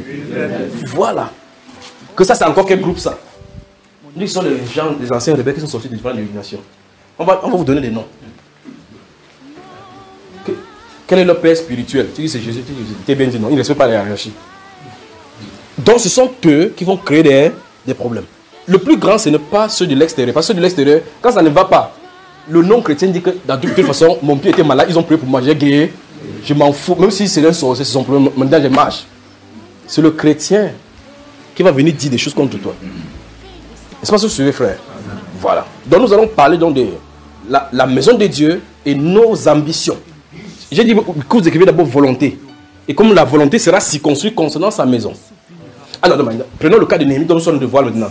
Quand Néhémie quitte Jérusalem, ou bien encore quand il quitte Suz, à Suz, la capitale, où il était avec Antas et les esprits, et que dans sa tête, le roi lui a donné, et quand, remarquez bien dans son cas, après rendre grâce à Dieu, le fait que Dieu a fait prospérer la chose. Quand il a l'autorisation du gouverneur entre ses mains, quel est son objectif, frère? Encore. Comment vous regardez comme ça? Vous n'avez jamais lu le livre de Jérémie, ou bien vous voulez prendre un autre acteur de la Bible? Avec l'autorisation de... Quand il a l'autorisation entre les mains du roi, quand il quitte Suz, il monte sur son cheval en train de partir. Dans sa tête, c'est quoi? Le but, c'est quoi? Encore une fois, le but c'est... Encore le but c'est... C'est seulement ça qu'il a dans la tête. Toute autre chose est distrait. La volonté de Dieu face à nos ambitions. Vous commencez à comprendre maintenant les différentes choses, n'est-ce pas? Donc il faut qu'on mette des choses au clair. Vous allez voir dans ces choses-là, je peux maintenant commencer à prendre tous les actes de la Bible. Lorsque la volonté de Dieu est exprimée, vous allez voir que la volonté de l'homme doit se réaligner. C'est pas ça que ça se dit. Ça ne se dit pas comprendre maintenant. Donc ça doit se réaligner selon cette volonté. Vous suivez moi? Prenons le monsieur dont j'ai parlé ici dans la première partie là concernant le commerce. Et c'est le qu'on a employé. Vous vous souvenez de cela, n'est-ce pas? Prenons ce monsieur-ci qu'on a employé. J'espère que vous connaissez l'histoire qu'il a racontée au départ ici. Ce n'est pas le commerce de cet homme-ci qui l'a employé qui doit s'arrimer à ses différentes volontés. Nous sommes d'accord? Il dit bien, pour le cas d'espèce de ce qu'il a raconté là. Sa boutique ne doit pas être fermée au détriment, en faveur par rapport à ses activités, ses envies ou n'importe quoi. Pas vrai? Sauf autorisation. Nous sommes d'accord? Sauf autorisation. Ça dit que s'il veut faire n'importe quoi, et que la boutique doit être fermée, il doit demander l'autorisation de ce monsieur peut-être pour qu'il dise, ok, comme tu es parti, il faut qu'on trouve des voies et moyens, ou bien encore, il donne son avant en disant que, ok, pardon, tu viens au haut, tu ne dois pas prendre ta propre volonté et lui imposer. C'est pas ça, frère? Donc maintenant, ça veut dire que si on est appelé à une tâche, on doit accomplir cette tâche-là. On doit accomplir cette tâche. Et si on a n'importe quoi, prenons un exemple simple, je crois même avec vous. Si vous travaillez quelque part, ou bien vous travaillez pour le service public, ou bien pour n'importe quelle personne, vous travaillez là-bas, vous devez quitter votre maison de 7 heures de votre maison. Si par exemple vous devez arriver au lieu de travail, ou mieux, que votre travail commence à 7h, 7h30, n'est-ce pas, vous vous arrangez à arriver à l'heure? Pourquoi? Parce que vous avez donné un contrat.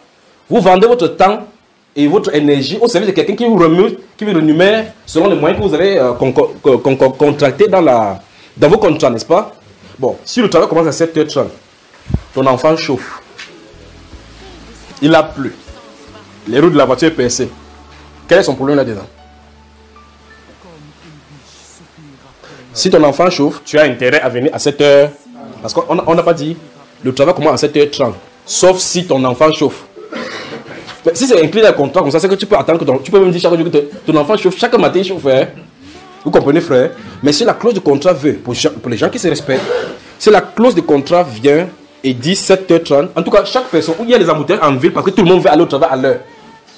Qu'est-ce qui se passe? Ces personnes-ci ont changé leur volonté. C'est pour ça qu'ils font tout, ils insèrent tout selon le week-end. Ils peuvent mettre ça dans le week-end, pour ceux qui ne travaillent pas le week-end. Ils mettent leur visitation, bien les choses pendant leur congé.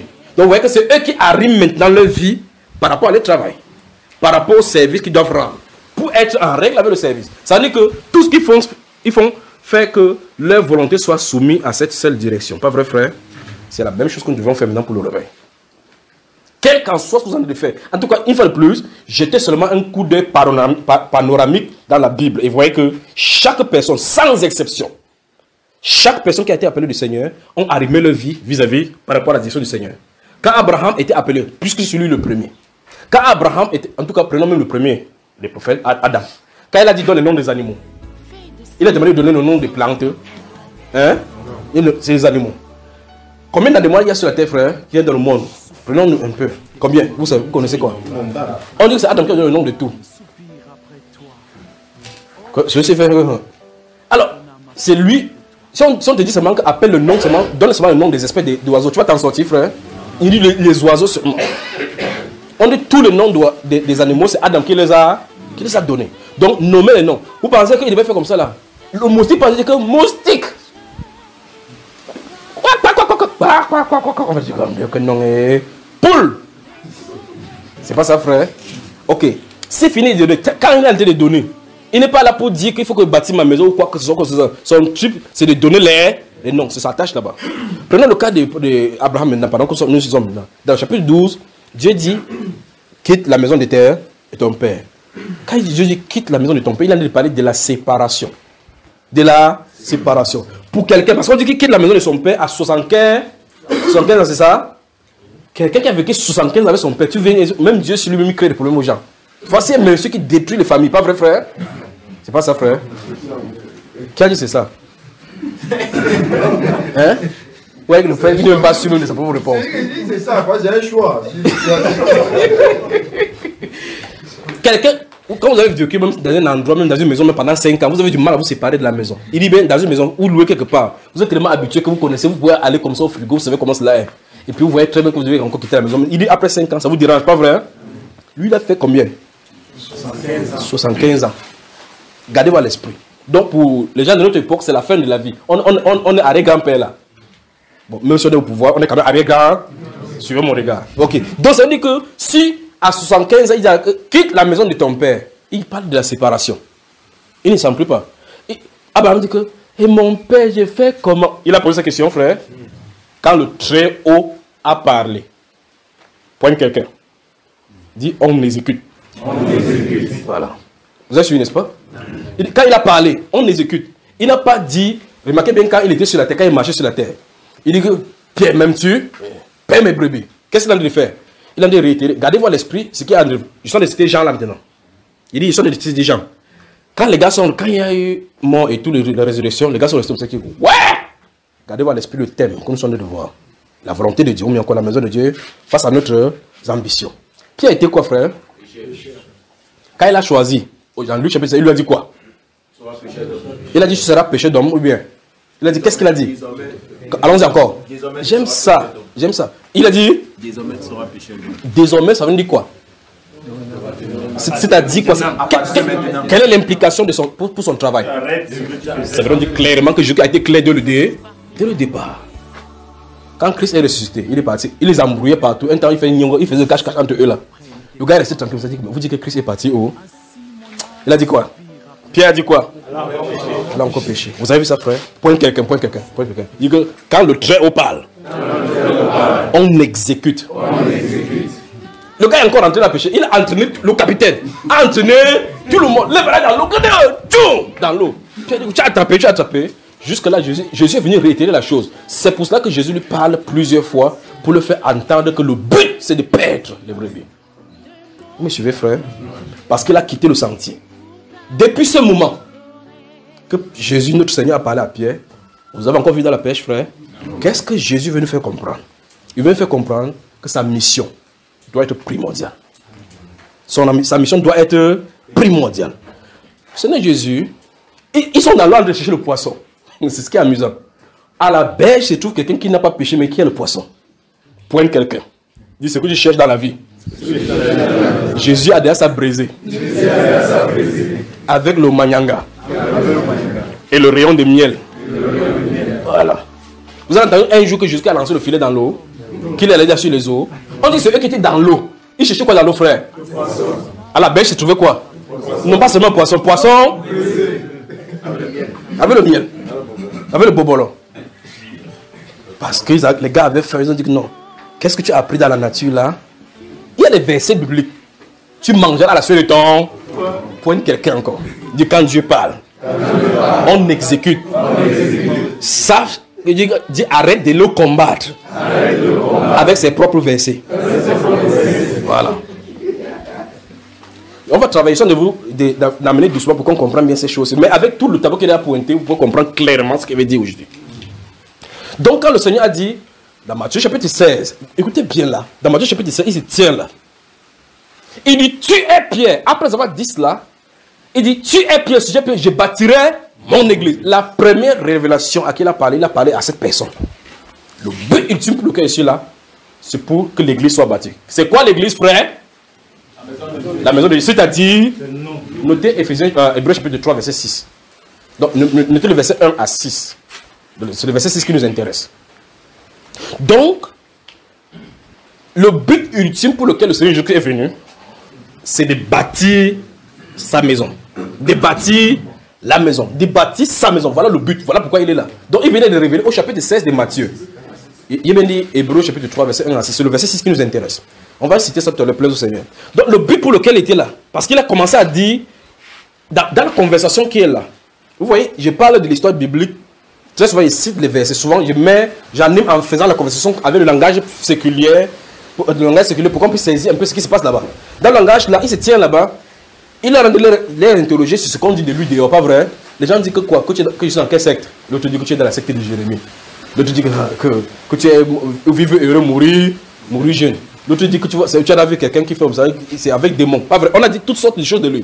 Vous donc, qui marchez avec moi, vous pensez que je suis qui? Pierre dit, tu es le Christ, le Fils du Dieu vivant. Il dit, ce ne sont pas la chair et le sang qui te l'ont révélé cela. Donc tu n'as pas appris ça de quelqu'un. Ce n'est pas parce que tu es descendant d'Israël que tu as appris cela, mais c'est le Père qui aussi qui te l'a révélé. Donc, Dieu a révélé à Pierre qui est la personnalité qui est au-devant d'eux. Pas vrai? Il dit, ok, comme Dieu t'a révélé comme ça, sache que ce que je suis censé venir faire sur la terre, c'est pas comme ça que ça se passe pour qu'on la baptise. La révélation. L'église est bâtie sur la révélation. Regardez bien la personne à qui Dieu a donné la révélation. Que voici pourquoi il suis sur la terre. Et par la suite, il dit que non, c'est toi dans le capitaine. C'est toi le capitaine. Au chapitre 22 de Luc, il dit, Satan vous a réclamé pour vous cribler comme un froment. Il ne dit pas que j'ai prié pour vous. J'ai prié pour toi, afin que ta foi ne défaille pas. Donc pour les autres, Satan peut les traiter. Mais j'ai prié pour toi, afin que ta foi ne défaille point. Lorsque tu seras converti, affermis tes frères. Donc Pierre avait des problèmes. Pierre avait des problèmes. Mais le capitanat est entre ses mains. C'est à lui de fermer. Il pouvait fermer le ciel sur toi. Ouvrir pour toi. Ce que je te donne. Au nom de Jésus, lève-toi. Ça, c'est son magasin. Quand on va entrer dans la promesse, vous allez voir que il y a plusieurs demeures dans la maison de point quelqu'un. Il dit qu'il n'y aura pas d'embouteillage au ciel. Il n'y a pas de lit double. Chacun a une maison. On ne discute pas les terrains. Voilà. Il y a plusieurs demeures dans la maison de mon père. C'est pour dire qu'il y a assez de place. Si cela n'était pas, je vous l'aurais dit. Je m'en vais vous préparer une. Donc, point quelqu'un dit à chacun sa place. Voilà. Donc, si tu as ta place, il y a ton frigo là-bas. Là-bas, on ne coupe pas la lumière, il n'y a pas de délestage. Ce que tu as besoin, il y en aura. Maintenant, bien plus que cela, ce que tu es censé réaliser sur la terre nous attend en haut là-bas afin que nous demandions sa venue. Regardez bien ce que Christ dit. Ce n'est pas vous qui m'avez choisi, c'est moi qui vous ai choisi, qui vous ai établi afin que vous alliez. Écoutez, et que vous portiez des fruits. Et que votre fruit, pas que vos fruits, votre fruit demeure. Afin que ce que vous demanderez au Père, en mon nom, il le fera. Donc si moi, il vous demande un peu comment, selon ce qu'il a prévu pour moi, ça va se passer. Pierre dit, ce que j'ai, je te le donne. Pas que ce que le Seigneur a. Ça, il y a pour le Seigneur. Nous sommes héritiers avec lui. Nous sommes co-héritiers avec lui. Mais héritiers de Dieu. Héritier de Dieu. Il y a un livre qui est écrit pour toi avec ce que tu as pour des dieux. Vous allez aller au ciel, on va aller au ciel, on va dire que voici les dons qui sont pour toi. Que mec, ça pour moi, oui. Vous pouvez dire que non, moi, Manassé, je suis de quelle tribu, je suis même qui ne connaît même pas le verset biblique. Il n'a pas dit que voici ce qui est pour toi, si tu connais le verset biblique, c'est pour toi. Il faut que chacun entre dans sa destinée. Mais la porte d'entrée, c'est la promesse. La promesse. Afin que vous alliez, ce que vous demandiez. Vous voyez cela? Regardez bien, regardez, suivez attentivement. Il prendra de ce qui est à moi et vous le donnera. Vous avez entendu cela dans les Saintes Écritures? Car tout ce que le Père a est pour moi. C'est pour cela qu'il dit, il prendra ce qui est à moi et vous le donnera. On parle de qui ici? On parle de qui? Qui parle? Le Seigneur dit que vous avez intérêt à avoir le Saint-Esprit, parce que le Saint-Esprit va prendre ce qui est chez moi, il va vous le donner. On a intérêt à posséder la promesse. Vous avez ma frère? Alors, voici donc Pierre à qui on a donné le capitanat. Et que quand le Seigneur Jésus, par un vent, comme ça nous arrive à tous, il dit que moi je m'en vais payer péché. Qu'est-ce qu'il a fait, frère? Il a entraîné tout le monde là-bas. Va voir Jean dans l'eau. Tu as attrapé quelque chose dans la nuit, frère, pour aller pécher. Tu as attrapé quelque chose? Il dit, petits enfants, avez-vous attrapé quelque chose? Ils ont dit quoi, frère? Ils sont rentrés là, ils ont vu quelque chose. Jésus a commandé au poisson de fuir loin. Fuis. Poignez encore quelqu'un. Dis ce que Pierre cherchait dans l'eau. Ça se trouvait à la berge. Auprès du Seigneur. Déjà braisé. Avec du miel. Le miel, ça se trouve où, frère? On prend le miel où? Dans la niche d'abeilles. Les trucs d'abeilles. Dans les cruches d'abeilles. Les cruches d'abeilles. L'abeille donne le lait quand on venait chercher ça. Non. Donc s'ils finissaient les choses, pour qu'ils mangent avec le miel, le poisson. Donc après, il va trouver le poisson là. Pour qu'ils mangent avec le miel, il fallait qu'il pas conquérir maintenant l'abeille. Pointe quelqu'un dit Jésus avait déjà résolu le problème. Ce qu'il faut faire, c'est rester dans sa présence. L'un des caractères de notre Seigneur Jésus-Christ dans la Bible, c'est que quand il vient vers ses enfants, il ne les culpabilise pas. Il les reprend toujours doucement. Remarquez avec Zacharie. Il reste tranquille. Il sait ce que Zacharie vit. Il reste tranquille seulement jusqu'à ce que la lumière se lève sur le cœur. Et puis celui-là se répand. Et regardez ce qu'il va faire au Pierre. Il va dire, petits enfants, vous attrapez quelque chose. Frère, si vous regardez Jésus en ce moment-là, ce n'est pas Jésus qu'ils ont connu physiquement. Les gars sont sortis, on sorti. Il vient, il cache le rien, mange. Tu dis que ça c'est le Seigneur. Moi qui dis que c'est le. Qui peut donner déjà le poisson qui est bien comme ça? Tu as d'un côté déjà le poisson sur la terre. C'est le Seigneur ici. Personne ne vient à poser. Personne ne parvenait à part. Chacun dans son cœur savait que c'était le Seigneur. Mais ce n'est pas physiquement la personne avec qui ils ont marché. C'est là où il a compris. Comme il sait qu'ils ont su que c'était lui, parce que c'est le geste de maître. Le geste a présenté que c'est le Seigneur. Il savait donc que c'est le Seigneur. Quand ils ont su que c'est le Seigneur, ce qu'il a de dire à Pierre maintenant, c'est que c'est là-bas que je t'avais envoyé. Parce que quand vous lisez Luc, comme je vous ai dit, quand vous lisez Luc, vous tentez de dormir, vous prendre le sable. Merci frère pour le sable qui est là-bas. Je vais verser le sable partout. Vous savez quoi que c'est la pluie qui tombe déjà. Quand vous lisez Luc chapitre 5, vous remarquez que quand il a vu Pierre, quand il a dit tu seras désormais pécheur d'hommes. Donc Pierre depuis entrer dans l'eau. C'est dans l'eau de la foule qu'il veut maintenant pécher maintenant les hommes. Mais quand Christ a tardé, il est encore rentré dans l'eau. Il dit, hey, peut-être l'entraînement n'était pas encore terminé. Là-bas, pour lui montrer clairement que c'est terminé, là tu as fait un seul poisson. Pointe encore quelqu'un, dit c'est que tu cherches. Est déjà accompli auprès du Seigneur. Toi, reste à son écoute. Reste à son obéissance. Les gars sont venus, le poisson était là brisé. J'imagine que quand je parlais, ça sentait encore, la fumée montait. Vous savez quand vous allez acheter le poisson brisé, la fumée monte encore comme ça, comme si elle... En tout cas, si c'est le Seigneur qui prépare, le condiment qui est là-bas, c'est très grave. La question c'est, il avait pris ses poissons où? Avec ce miel où? Donc il a mis le poisson avec du miel. Mais il ne nous a pas reproché que Pierre, qu'est-ce que tu as de faire ici? Il dit, Pierre, m'aimes-tu? Le gars s'est fâché lui là-bas, non? C'est encore que j'ai la question, c'est pas que tu me donnes le poisson brisé. Je t'aime, tu déranges les gens. Paix mes brebis. Quelqu'un dit la volonté parfaite de Dieu. Donc, comme Pierre a reçu le message de paître les brebis du Seigneur, il n'y a plus autre chose qui doit importer pour Pierre que de paître. Quand vous lisez donc effectivement les deux épîtres qu'il a écrites, vous comprenez qu'il a compris exactement ce que le Seigneur a dit là-bas. Dans la deuxième lettre, il dit que voici déjà la deuxième lettre que je vous écris. Dans l'une et dans l'autre, je cherche à éveiller votre saine intelligence. Car je sais que bientôt il va quitter. Où est-ce là? Il dit que, avant toute chose, le Seigneur ne tarde pas dans l'accomplissement de ses prophéties comme les autres disent. Sachez qu'il viendra. Donc, qu'est-ce que Pierre a dit? Il avait compris effectivement. Il va dire quelque chose dans le chapitre 2 de 1 Pierre que nous allons consulter maintenant. Dans 1 Pierre chapitre 2. Puis c'est lui qui est question. Daniel explique que tout ce que ça dit ici, le but c'est de vous montrer que quand la volonté de Dieu est pointée, toute autre chose ne doit plus avoir de sujet par rapport à cela. Pas vrai? Amen. Rien ne doit contrarier cela. Donc vérifiez tout simplement que vous êtes en ligne. Dans le livre de 1 Pierre chapitre 2, si vous lisez, le verset 5 principalement. 1 Pierre chapitre 2. Vous avez moi? Papa Tani, tu peux nous lire? Verset 5.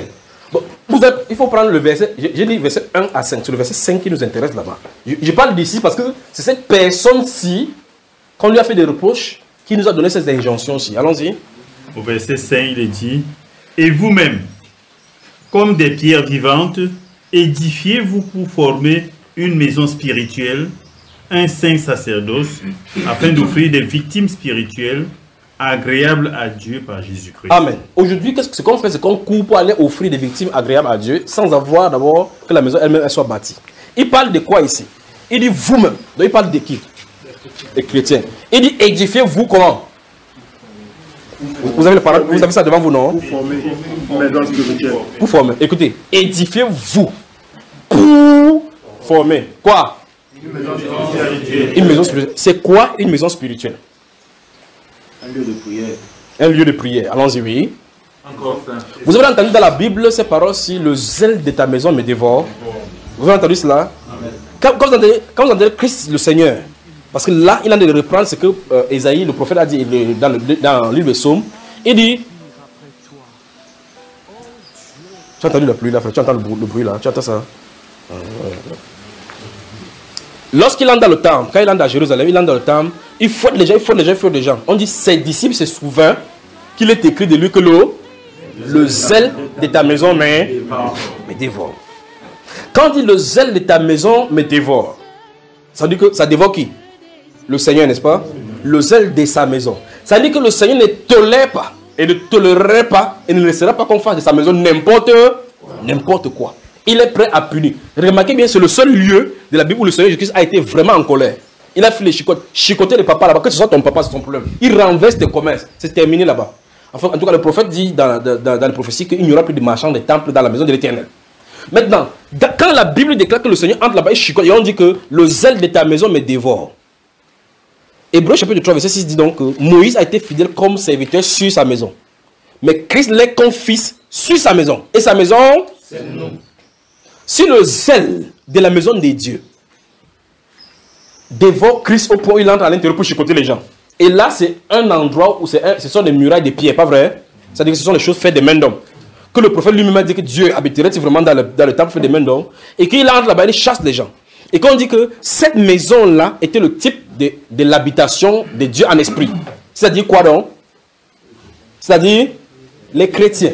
C'est-à-dire le type de chrétiens. Parce que c'est nous sommes le temple du Saint-Esprit. Donc, ça dit que c'est l'édifice des chrétiens. Ça veut dire que, si le zèle de la maison physique a dévoré le Seigneur Jésus, vous pensez que quel est son degré de zèle donc pour pouvoir bâtir le Saint-Temple, l'Église? Vous comprenez, n'est-ce pas? Or, pourtant, je viens de présenter ici dans le livre de Matthieu chapitre 16 que le but ultime, il a révélé que le but ultime pour lequel il est là. Dans le livre de Jean chapitre 11, verset 45, la Bible déclare que quand il a ressuscité Lazare, il y a des gens qui sont allés voir les pharisiens. Il dit que vous ne voyez rien, que tous vont à lui. La Bible déclare que le souverain sacrificateur a prophétisé que tous vont à lui. Il dit que vous voyez qu'il est d'intérêt qu'un seul meurt. Donc nous on le tue pour que les Romains ne viennent pas nous détruire ici. Il dit, si on le tue, on ne nous détruira pas. Donc à cause de sa mort, on ne nous détruira pas. Il dit, Il dit cela, non de lui-même, mais étant souverain sacrificateur, il prophétisa que Jésus-Christ devait mourir, non pas seulement pour le peuple, mais c'était afin, écoutez bien, c'était afin, sa mort, c'était afin de réunir dans un seul corps les enfants de Dieu dispersés. Donc la venue de Jésus-Christ, c'est pour former cette habitation de Dieu en esprit. Ce saint temple, appelé l'église du Seigneur. C'est de ça dont il est question. Donc imaginez donc que s'il n'a pas toléré physiquement que dans son temple on fait des marchands, on fait des salles, n'importe quoi. Et il dit, il est écrit que ma maison sera une maison des prières. Mais vous en avez fait une caverne des voleurs. Alors maintenant, je pose donc la question. Qu'est-ce que le voleur a en nous, le temple des dieux? Quel marchand des temples a installé son comptoir en nous? C'est ça dont il est question. Quel marchand de temple? Ou mieux encore, le lieu saint a quoi à voir avec le lieu non saint? Ou mieux encore, qu'est-ce qui se passe dans notre cœur, qui est le lieu de tabernacle, de cet esprit-là? Parce qu'on dit ici que édifiez-vous pour former. Donc notre objectif doit être focalisé sur la construction de ce temple-là pour que Dieu habite en nous, pour former un temple. Vous voyez ça? Une maison, une habitation de Dieu en esprit. Il dit afin que chaque fois, vous voyez, chaque fois, avant d'aller témoigner, le Saint-Esprit d'abord. Pour offrir des victimes. C'est-à-dire qu'on peut prêcher maintenant et faire venir les gens à Jésus. Afin que vous offrez des victimes entières. Des victimes. Victimes, quand les gens venaient pour avoir les victimes, que voici les victimes qui sont amenées pour le sacrifice. Les fruits dont peuvent venir maintenant au travers du Saint-Esprit. Première chose, il faut d'abord bâtir. Il faut d'abord s'édifier. Dans le chapitre 22, dans le verset 22 du chapitre 2, qu'est-ce qu'il dit? De Éphésiens cette fois-ci. Le Paul, l'apôtre. Vous savez, je suis obligé de parler directement, vous avez donné le verset. Parce que si je dis qu'il m'avait ouvert la Bible là, c'est pour ça que vous voyez chaque fois il prêche, il donne. Il met ma Bible là-bas, au point aussi il dit que ouvre, j'ouvre. C'est pour ça que je suis obligé de parler comme ça.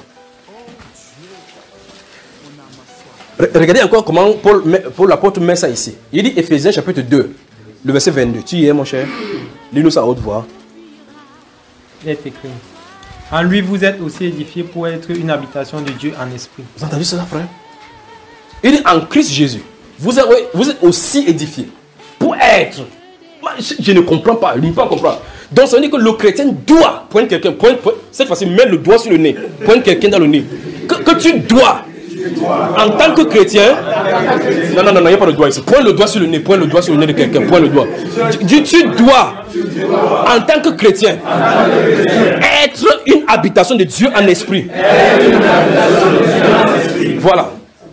Ouais, c'est quand même curieux. Vous voyez ce que le Saint-Esprit dit dans la Bible? C'est-à-dire que la Bible place le chrétien en union, en unisson, en relation, en communion avec le Saint-Esprit à un haut degré. Mais sur la terre, on enseigne autre chose. Non. Quand tu dis Seigneur Jésus, entre dans mon cœur, il est entré. Pointe quelqu'un, encore, pointe quelqu'un. Que quand Jésus-Christ entre, ça fait du bruit. Il n'entre pas. La porte fait noir. Voilà. Vous savez, quand vous ouvrez la maison, vous entrez, ça fait noir. On sait que quelqu'un a entré. Il n'entre pas comme ça. Il lance. Non. Il n'entre pas comme ça. Vous savez qu'il est là. Vous savez, Paul l'apôtre dit, avez-vous reçu le Saint-Esprit quand vous avez cru? Il dit, ben, le gars, il parle de quoi? Ils n'ont pas entendu. Ils n'ont pas nous sommes à plus de 2000 ans. Il y a des chrétiens que tu parles du Saint-Esprit. Dans ta prière, il dit Saint-Esprit, Saint-Esprit. Vous dites que qui est le Saint-Esprit? Il dit, j'ai jamais posé cette question. Hein. Donc il ne connaît pas qui est le Saint-Esprit. Mais quand tu viens, tu dis que le Saint-Esprit dit, pendant que tu as parlé, tout ce que tu en as parlé, mais le Saint-Esprit, il a parlé comment? Toi, tu as entendu quelque chose. Mais celui-ci, on lui dit, avez-vous reçu le Saint-Esprit quand vous avez cru? Il pointe son voisin, il dit, mais celui-ci, il parle de quoi? Jean-Baptiste avait parlé du Saint-Esprit ici dehors. Votre baptême, ça s'est passé comment? Il dit, Jean-Baptiste, tu l'as posé dans la boule là-bas, non? Il dit, ok, que je comprends. Il était là pour préparer. Parce qu'il était question de préparer au Seigneur un peuple au cœur disposé. Il dit, ceci, il fut baptisé. Lorsque Paul mit la main, bam, le Saint-Esprit vint. On dit le Saint-Esprit vint. Il parlait en langue et il prophétisait. On arrive là-bas, le langage de prière. Parce que Christ dit qu'il va donner ça pour l'église. Les gens ont intérêt. C'est-à-dire que c'est le moment où les gens vont se prosterner.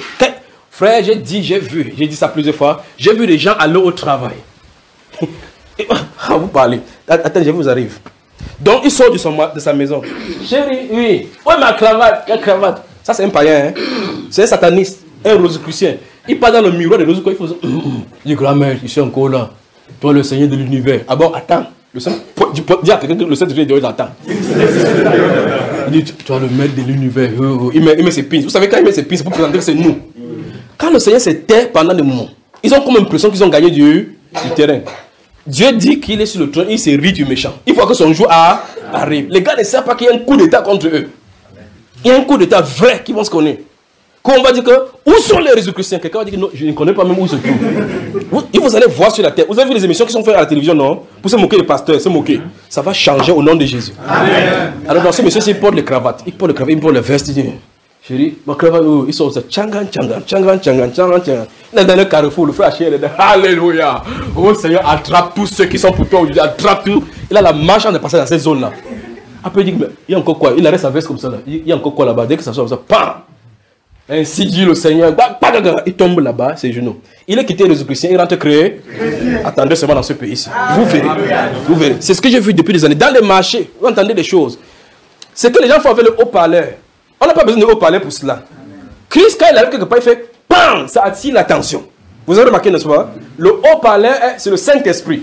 Quand il fait ça, bam, quand il te parle un peu, chacun entend que dans son cœur. Vous imaginez qu'une foule de 3000 personnes, comment quelqu'un comme Pierre a pu parler? Comment? Pour qu'on dise chacun les entendait.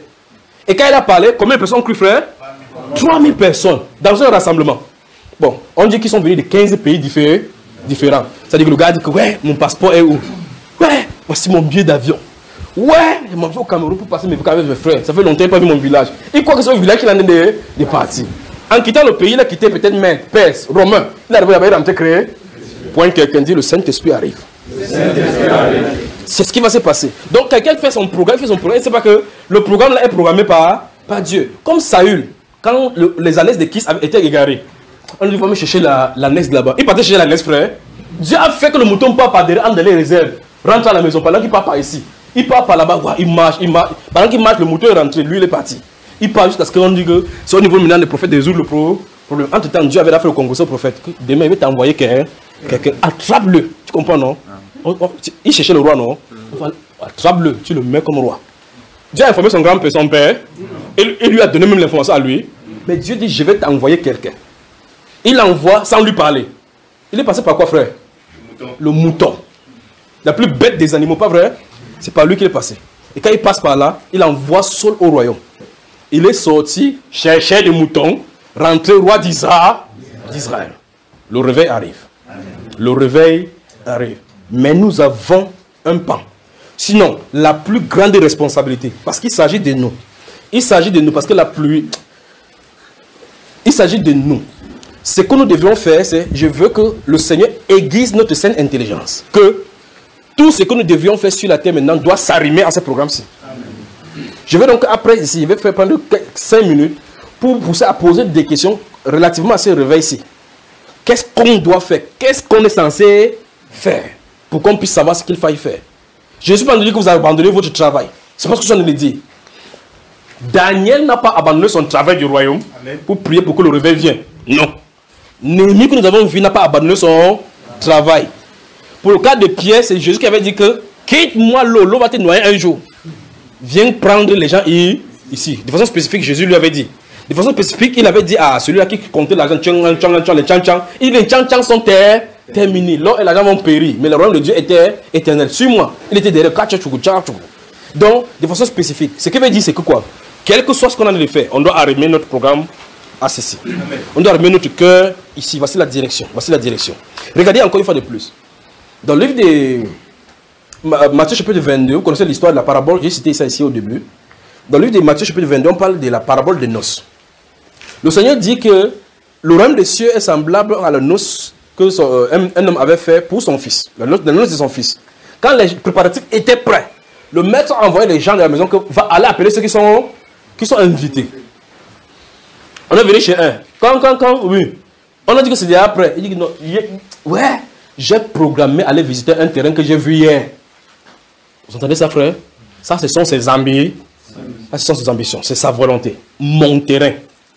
On dit, la noce de l'agneau est... Et tu y étais invité. Le monsieur, il devait faire quoi? Qu'est-ce qu'il devait faire? Tous ensemble, qu'est-ce qu'il devait faire? Il dit, le monsieur de cette parabole-là, il devait tout abandonner. Parce que le terrain importe peu par rapport à la noce. Il est encore vers l'autre. Il dit, viens. Il dit, vous étiez là, tu as tes cartes d'invitation. Il dit, oui, viens alors. C'est d'après. Il dit, ouais, les bœufs. Frère, point quelqu'un. Il dit, laisse les bœufs. Focalise-toi sur le mariage de Jésus. Vous entendez, n'est-ce pas? Il a dit qu'il a 5 paires de bœufs. Il va aller essayer. Qu'est-ce que le Seigneur veut nous montrer ici? Que les gens, à la fin, peuvent être distraits par leurs ambitions et se défocaliser de l'appel clairement qui leur a été destiné. Avec ceci, même les poules, n'est-ce pas? Avec ceci, nous ne devons pas faire comme eux. Parce que c'est écrit là-bas. Et c'est averti, c'est pour nous. D'accord? C'est pour nous. Maintenant, regardez ceci. N'essayez pas de penser que quand ça va venir, tendre ma main comme ça, quelqu'un va se réveiller. Pointe quelqu'un encore, ils sont obligés de vous dire pointer. Pointe! Dis que le réveil vient. Le Saint-Esprit va te contrôler. Ce n'est pas toi qui vas le contrôler. Parce qu'il y a des gens qui disent, quand ils entendent comme ça, ils disent que frère, j'ignore que ça vient. Il va aller à l'hôpital à réveiller tout le monde là-bas.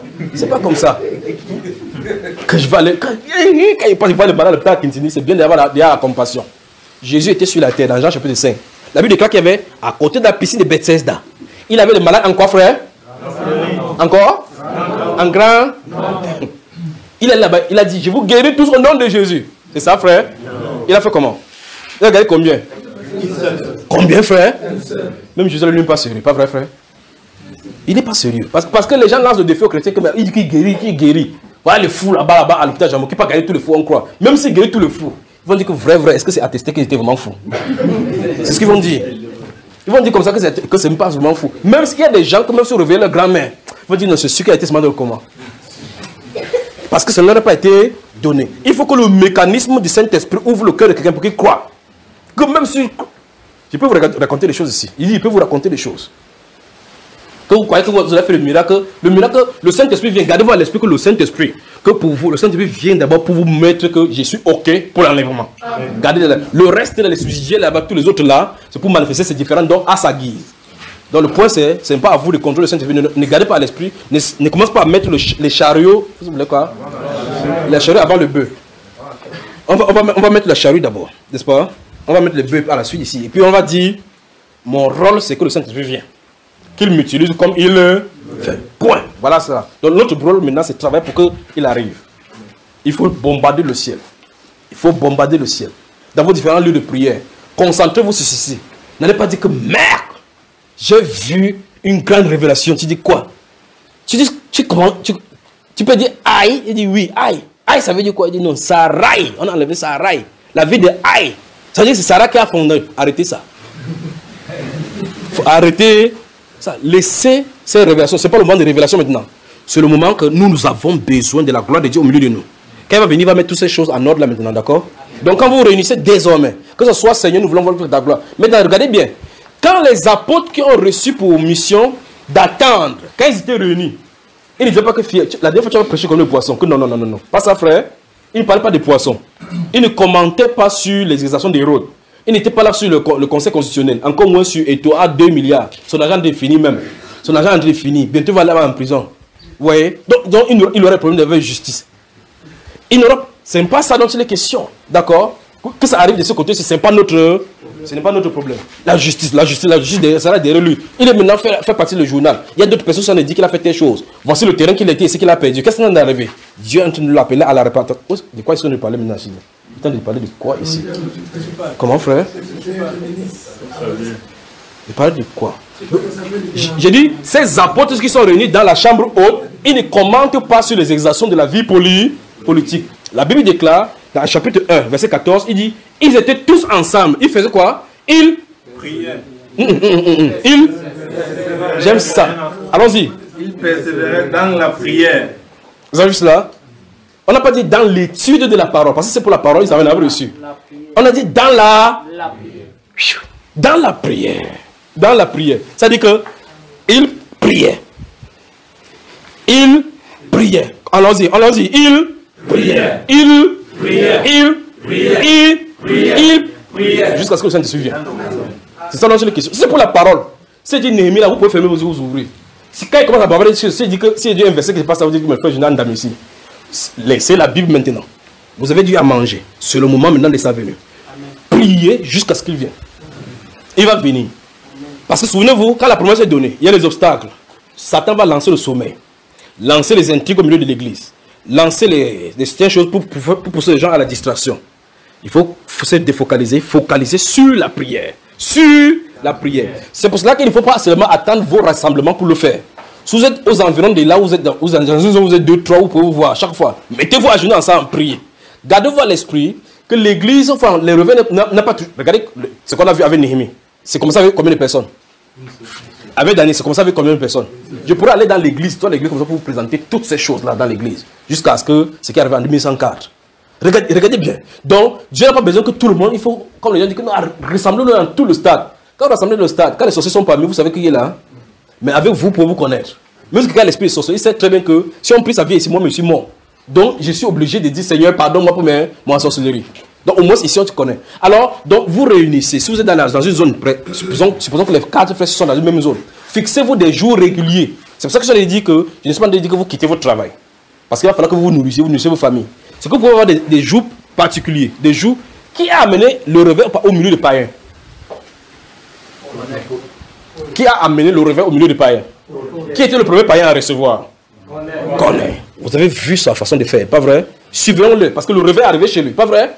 Le réveil est arrivé chez lui. Il avait une façon de faire avec la prière. Mais il était un centenier. Donc, c'était un chef, un commandant, un capitaine. Vous voyez cela? Il commandait les gens. Donc, sa prière ne faisait pas qu'il ne partait pas au travail. Donc, il faisait cela en secret. Il priait en secret. Lui seul a amené le réveil, non seulement avec lui, mais avec toute sa famille. Vous avez vu ce qu'il en est, n'est-ce pas? Donc, cette persévérance dans la prière, gardez-vous à l'esprit, cette persévérance dans la prière, cette persévérance dans la prière, et la particularité que cette prière est orientée uniquement dans cette direction-ci. Quand on fait cela, et que, écoutez bien, et que de ce côté-ci, vous saturez, de ce côté-ci, vous saturez, et que les gens qui sont dans le pays amènent le rapport, devant le Père, c'est que Père, ça huche au Cameroun. Ici on réclame, ah bon, ça on réclame, là-bas on réclame. Il dit descendez. Aïe, aïe, je me sens bien. Et puis de ces jours, vous levez, qu'est-ce qui passe ici? Et ça commence, et ça commence. Donc prions, prions, prions, prions, parce que c'est le moment, c'est le moment. C'est depuis le moment de discuter que ici c'est faux, on ne porte pas le foulard, pas le foulard. Quand ça va venir, tu vas savoir que ta tête brusque, il n'y a pas le foulard. Donc dis à quelqu'un que prie. Prie, prie, prie, prie, jusqu'à ce que tu ne puisses plus prier. Voilà, c'est de ça dont j'ai les questions maintenant. D'accord, frère? Donc il est temps maintenant de prier. Donc notre vie maintenant c'est le jeûne et la prière. Le jeûne et la prière. Jésus n'a pas dit quand ça va arriver, le jour ça va arriver. Il a dit que c'est proche devant nous. D'accord? Quand il a dit à cette femme de Anne, chapitre 1 de lui, au chapitre 2, la Bible déclare que Dieu leur avait donné la promesse qu'ils ne vont pas mourir sans voir le Christ du Messie. Vous avez moi, frère? Amen. Elle priait, la Bible déclare qu'elle priait nuit et jour. Elle passe son temps dans les jeûnes et là, frère, elle avait combien d'années? 84. Quand j'ai une maman ici qui a 35 ans, elle dit que j'ai mon mal d'estomac. Point quelqu'un, point quelqu'un. Dis que tu as le mal même de gorge. La promesse est pour toi. Tu as le mal d'estomac. Ça va percer tes intestins. Tu vas prier et jeûner. Voilà. Il y a des gens qui me tournent un peu comme ça, que frère Junior, il peut prendre mon médicament. Dis, prends ton médicament, mais prie. Voilà. Nous allons jeûner, d'accord? Voilà. C'est la dernière heure de réveil final de l'église. Donc quand le Seigneur a commencé à me parler l'année dernière et que je sentais ces choses, vous savez, il y a beaucoup de prophètes qui ont dit des choses, ils ont quitté la scène sans voir. Je savais que, est-ce que le Seigneur de me préparer à partir? Est-ce que c'est ça? Est-ce que c'est ça? Un de ces jours, j'ai parlé d'un avion et que j'étais à l'intérieur et que le cockpit, l'ordinateur de bord est gâté. Quand vous prêchez quelque chose, vous proposez quelque chose, que vous vous trouvez à l'intérieur, c'est différent. Vous pouvez mettre, mais c'est que j'ai vu l'avion là, c'est quand j'étais dans l'avion et que ça a fait ça que je me suis souvenu. Je n'ai jamais prié comme ça. Tout ce que les gens bavardaient dans l'avion là-bas, c'était pour eux. Je suis resté sur place, celui qui a tourné ne savait pas ce qui passait. C'était à l'intérieur, frère. J'ai prié, je pressais, la sueur coulait sur mon visage. Parce qu'il savait ce qui se passait là-bas. Je venais de prophétiser que j'étais dans un avion. Et cet avion s'est parti. Qu'est-ce qui s'est passé? L'avion, le tableau de bord, l'ordinateur de bord a fait problème. On quitte ici, on est allé quelque part, en Afrique de l'Est.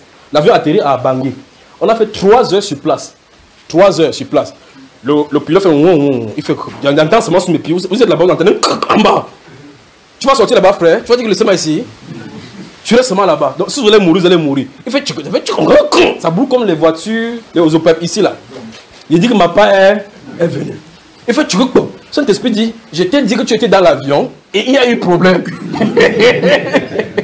Et je suis à l'assemblée, il dit que j'étais dans le cockpit et je dis, vous riez là, vous avez intérêt à prier pour moi quand il parle aussi.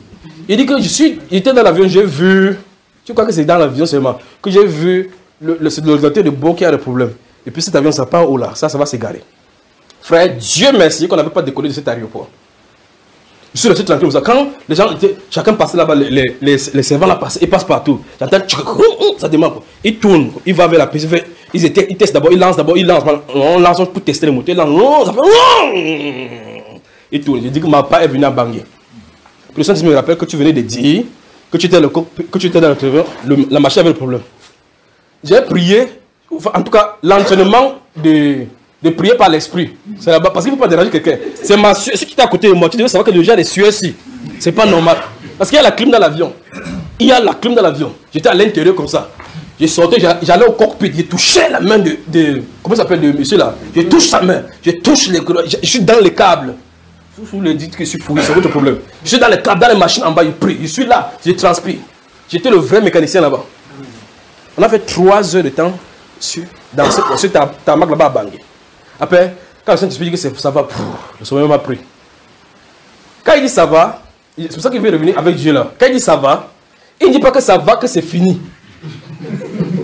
Pour te mettre encore en haleine. Donc, même s'il a dit ça va, tu dois vraiment prier. Ça va, c'est-à-dire que maintenant vous pouvez mourir tranquillement.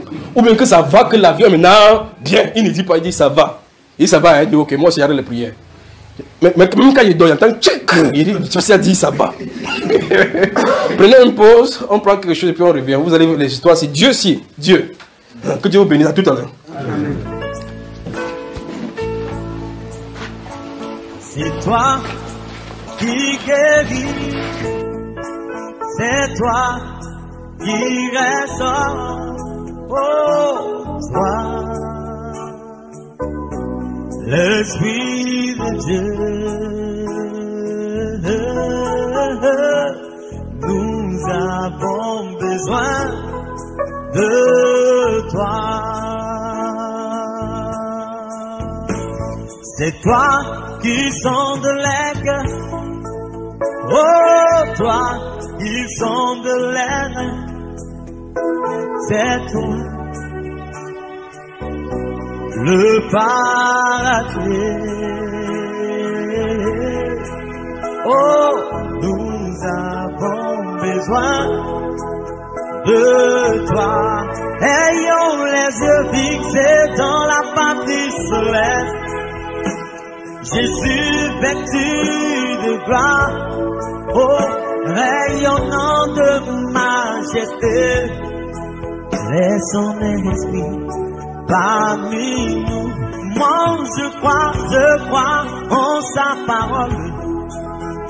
Il a dit je monte vers le Père, je ne vous laisse pas orphelin, car mon esprit est parmi vous, l'Esprit de Dieu, il est parmi nous, il est parmi nous, il est parmi nous, oh, il est parmi nous, le Saint-Esprit, il est parmi nous, il est parmi nous, oh, il est parmi nous, il est parmi nous, il est parmi nous, l'Esprit de Dieu. Et comme au jour de la Pentecôte,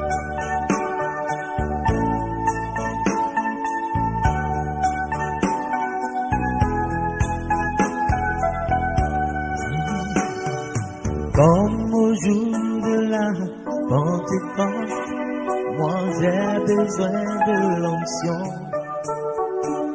Oui, comme au jour de la Pentecôte, j'ai besoin de l'onction. Oh, Comme au jour de la Pentecôte, j'ai besoin de l'onction. Comme au jour de la Pentecôte, j'ai besoin de l'onction. Alléluia, alléluia, alléluia, alléluia, alléluia, alléluia, alléluia, alléluia. Voici le moment que Dieu a choisi pour te bénir. Voici le moment que Dieu a choisi pour te lever. Alléluia, alléluia, alléluia, alléluia, alléluia, alléluia, alléluia, alléluia.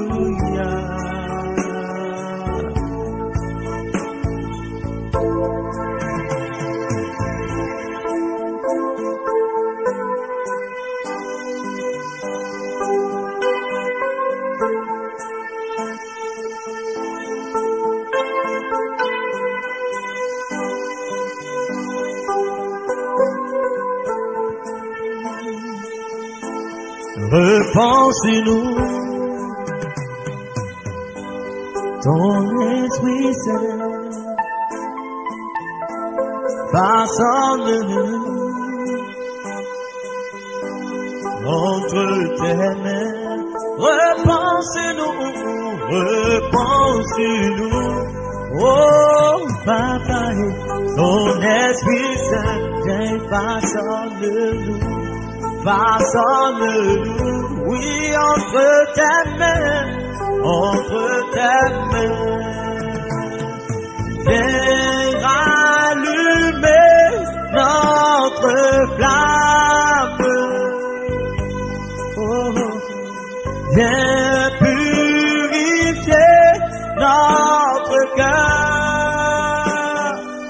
Oh, revers-nous de ta puissance, Seigneur. Repense-nous, repense-nous, oh, ton Esprit Saint, viens et façonne-nous entre tes mains. Repense-nous, ton Esprit Saint, façonne-nous, façonne-nous entre tes mains, entre tes mains. Façonne-nous, refais-nous force, ne nous reprends pas, ton Esprit Saint. Sois béni.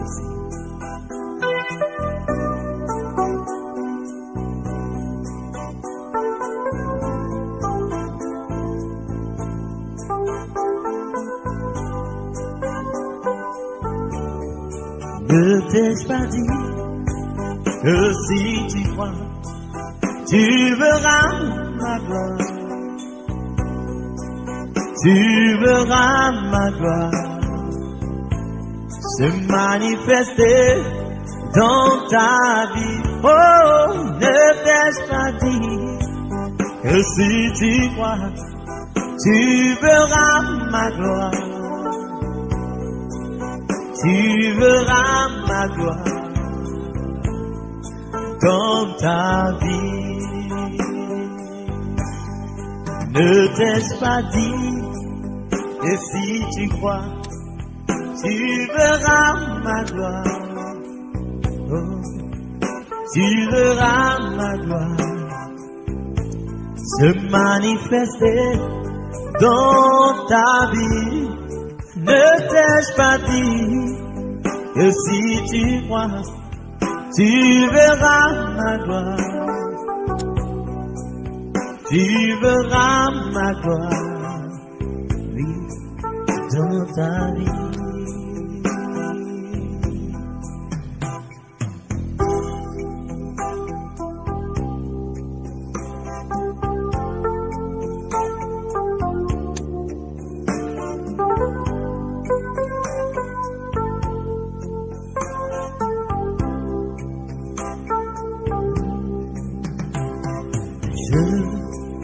Reconnais que tu peux tout et que rien ne t'est impossible. Moi je reconnais que tu peux tout et que rien ne t'est impossible. Seigneur, fais-moi voir ta gloire. Seigneur, fais-moi voir ta gloire. Seigneur, fais-moi voir ta gloire. Seigneur, fais-moi voir ta gloire.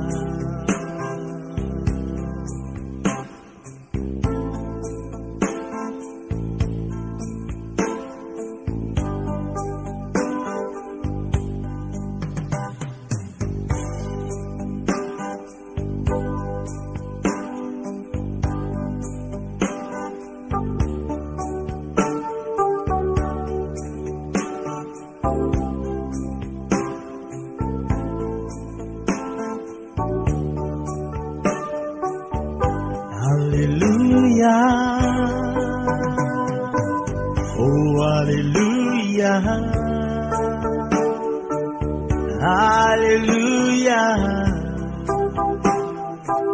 hallelujah,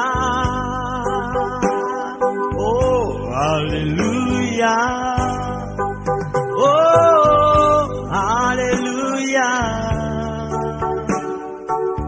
hallelujah, hallelujah. Et nous chantons Maranatha, Maranatha, Maranatha. Et nous disons, oh Alléluia, Alléluia, Alléluia, Alléluia, Alléluia, oh Alléluia, oh Alléluia, Alléluia. Car c'est à toi qu'appartient Dieu. Et règne la puissance, la gloire pour les siècles et des siècles. Amen.